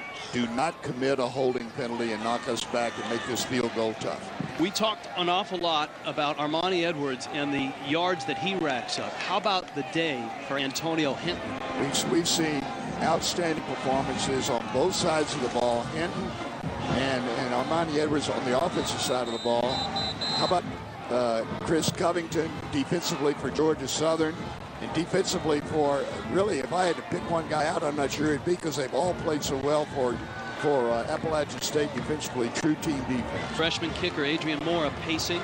Appalachian State anxious. Some key plays late in this ball game. Hinton going up. Remember, the ball got knocked loose right on the goal line. It was called a touchdown. And then Edwards went up and got in. Now it's 3rd down and 8. Hinton with time. Throwing. Oh, picked off at the goal line. Intercepted. The first turnover of the ball game. Travis Dowda picks it off. His third interception of the season. Antonio Hinton, his first mistake of the day, comes with 1:33 left, and his team in field goal range for what could have been a game-tying field goal attempt. A little bit too much time to look. The protection was real good. It was just too tempting to try to get one in. The one thing you couldn't do, couldn't commit a penalty that would knock out a field goal range or a turnover. They played spotless ball up until this point. I tell you, I feel badly for Antonio Hinton because he's played well enough. Whoa, he's hit in the end zone. He's caught. He's stopped. It's a safety. My goodness. Edwards could not get out of the end zone. What a turn of events. Georgia Southern gets 2 points, and they get the ball back with 1:27 left. They'll get the ball back. The kickoff will occur at the 20-yard line. So from the distance they've been kicking, it'll probably be kicked back to around the minus 30-yard line. If they could run that ball back to the 50, there's still 1:27 left. It'd be about 1:20 left for them to get back into field goal range and still win this game. How enormous is this play? If Appalachian State runs the ball 4 times, they can essentially run the clock out. Georgia Southern has just 1 timeout left. But by the safety, that gets Georgia Southern the ball back, and it gets them within 1 point. You know, we talked earlier about the fact that in short yard situations, they stayed in the shotgun. Well, they stayed in the shotgun then, only there was such a surge from the Georgia Southern defensive line that he couldn't get back to the line of scrimmage. And this one could be a big strategic mistake right here. And it's back to Jerry Moore's nightmare, and that's kicking the ball to an opponent. Yep. Kicking the ball to an opponent, but giving them field position right off the bat, because you're not kicking from the normal spot. You're kicking from the 20-yard line, and normally you don't kick off, you punt. That leaves the ball in the air a little bit longer, gives your coverage people time to get down there a little bit faster. But at the same time, Georgia Southern has been the winner in the head-to-head matchup on special teams. At least this afternoon they have. Terrence Hall and Raja Andrews are deep. And indeed, they will punt this. Remember, Andrews had an 84-yard punt return for a touchdown earlier today. Not a particularly long punt. It's Hall at the 35 to the 40. Not a great return to the 41-yard line. So Georgia Southern's offense still has to move the football to get themselves into field goal range. They have a timeout. They have 1:23 left. And they have a freshman kicker who is 2 for 2 today. And somewhere out there in Statesboro is somebody that walked out to their car figuring it was over when the interception occurred. And it is not even close to being over. Chris Hatcher told us this week, this game probably will come down to the team that has it at the very end. His team has it. There's 1:23 left. Hinton steps up and throws, and it's incomplete. Raja Andrews was the intended receiver. It stops the clock. 2nd down and 10. Good coverage by Cortez Gilbert, right on him. They're playing a zone defense, but they're playing tight. Once they get into that zone, they're not letting them have that soft 2-minute type offense because they know a field goal beats them. They've got to play straight up hard football. The clock is really not on their side. They've got to defend a normal first quarter type defensive effort here. 2nd and 10. Hinton, lots of time, over the middle. It's tipped, deflected, and incomplete. My goodness. This game has had more twists and turns right down the middle. Probably an ill-advised throw, a little bit desperate because you don't have to get the home run every time. You can drive this ball down the field a little bit. Hinton's pass. There's the bump, the bump, the bump. Terrence Hall. There's the chance. Almost came up with it. Wow.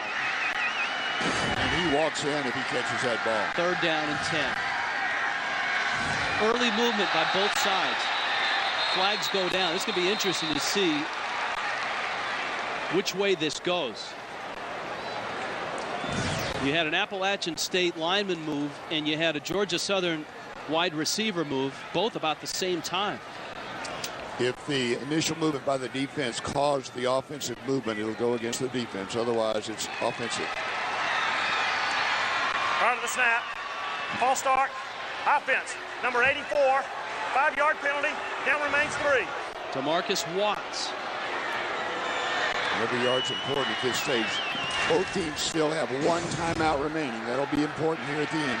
I'll tell you what, the movement, the first movement came from that defensive end. Yeah, but he did not go unabated. He did pull back. He was coming back. So the only thing is safety. And he just kept on going. They would have called it on Appalachian State. It was Langston Tanya, the defensive lineman.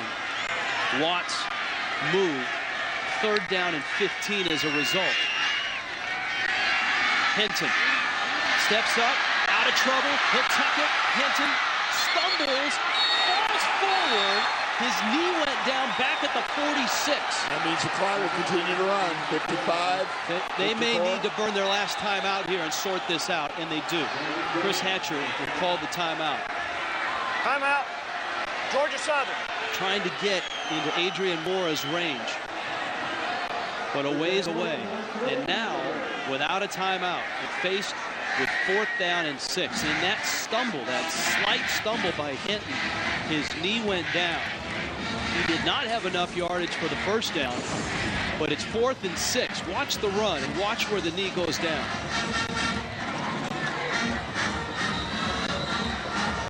Whoa. Yes, barely does touch. Good call. It's going to lead it right there. It's 4th down. Yeah, there he's really wanted to take that timeout as fast as he could. Now, Adrian Moore, if he gets to it, if they make this first down, has made field goals of 24 and 32 yards already today. So it comes down to this. It is 4th down and 6. Georgia Southern down a point. 52 seconds left. They need to get to the App State 48. Hinton, blitz is coming, has time, throws, caught! At the 45, it's Camp again. He's inside the 30. Clock will stop. 44 seconds left. Hurry up, they can either clock the ball, just stop the clock by grounding the ball quickly, or if they've got a play ready to go, run the play. Looks like they're going to run a play.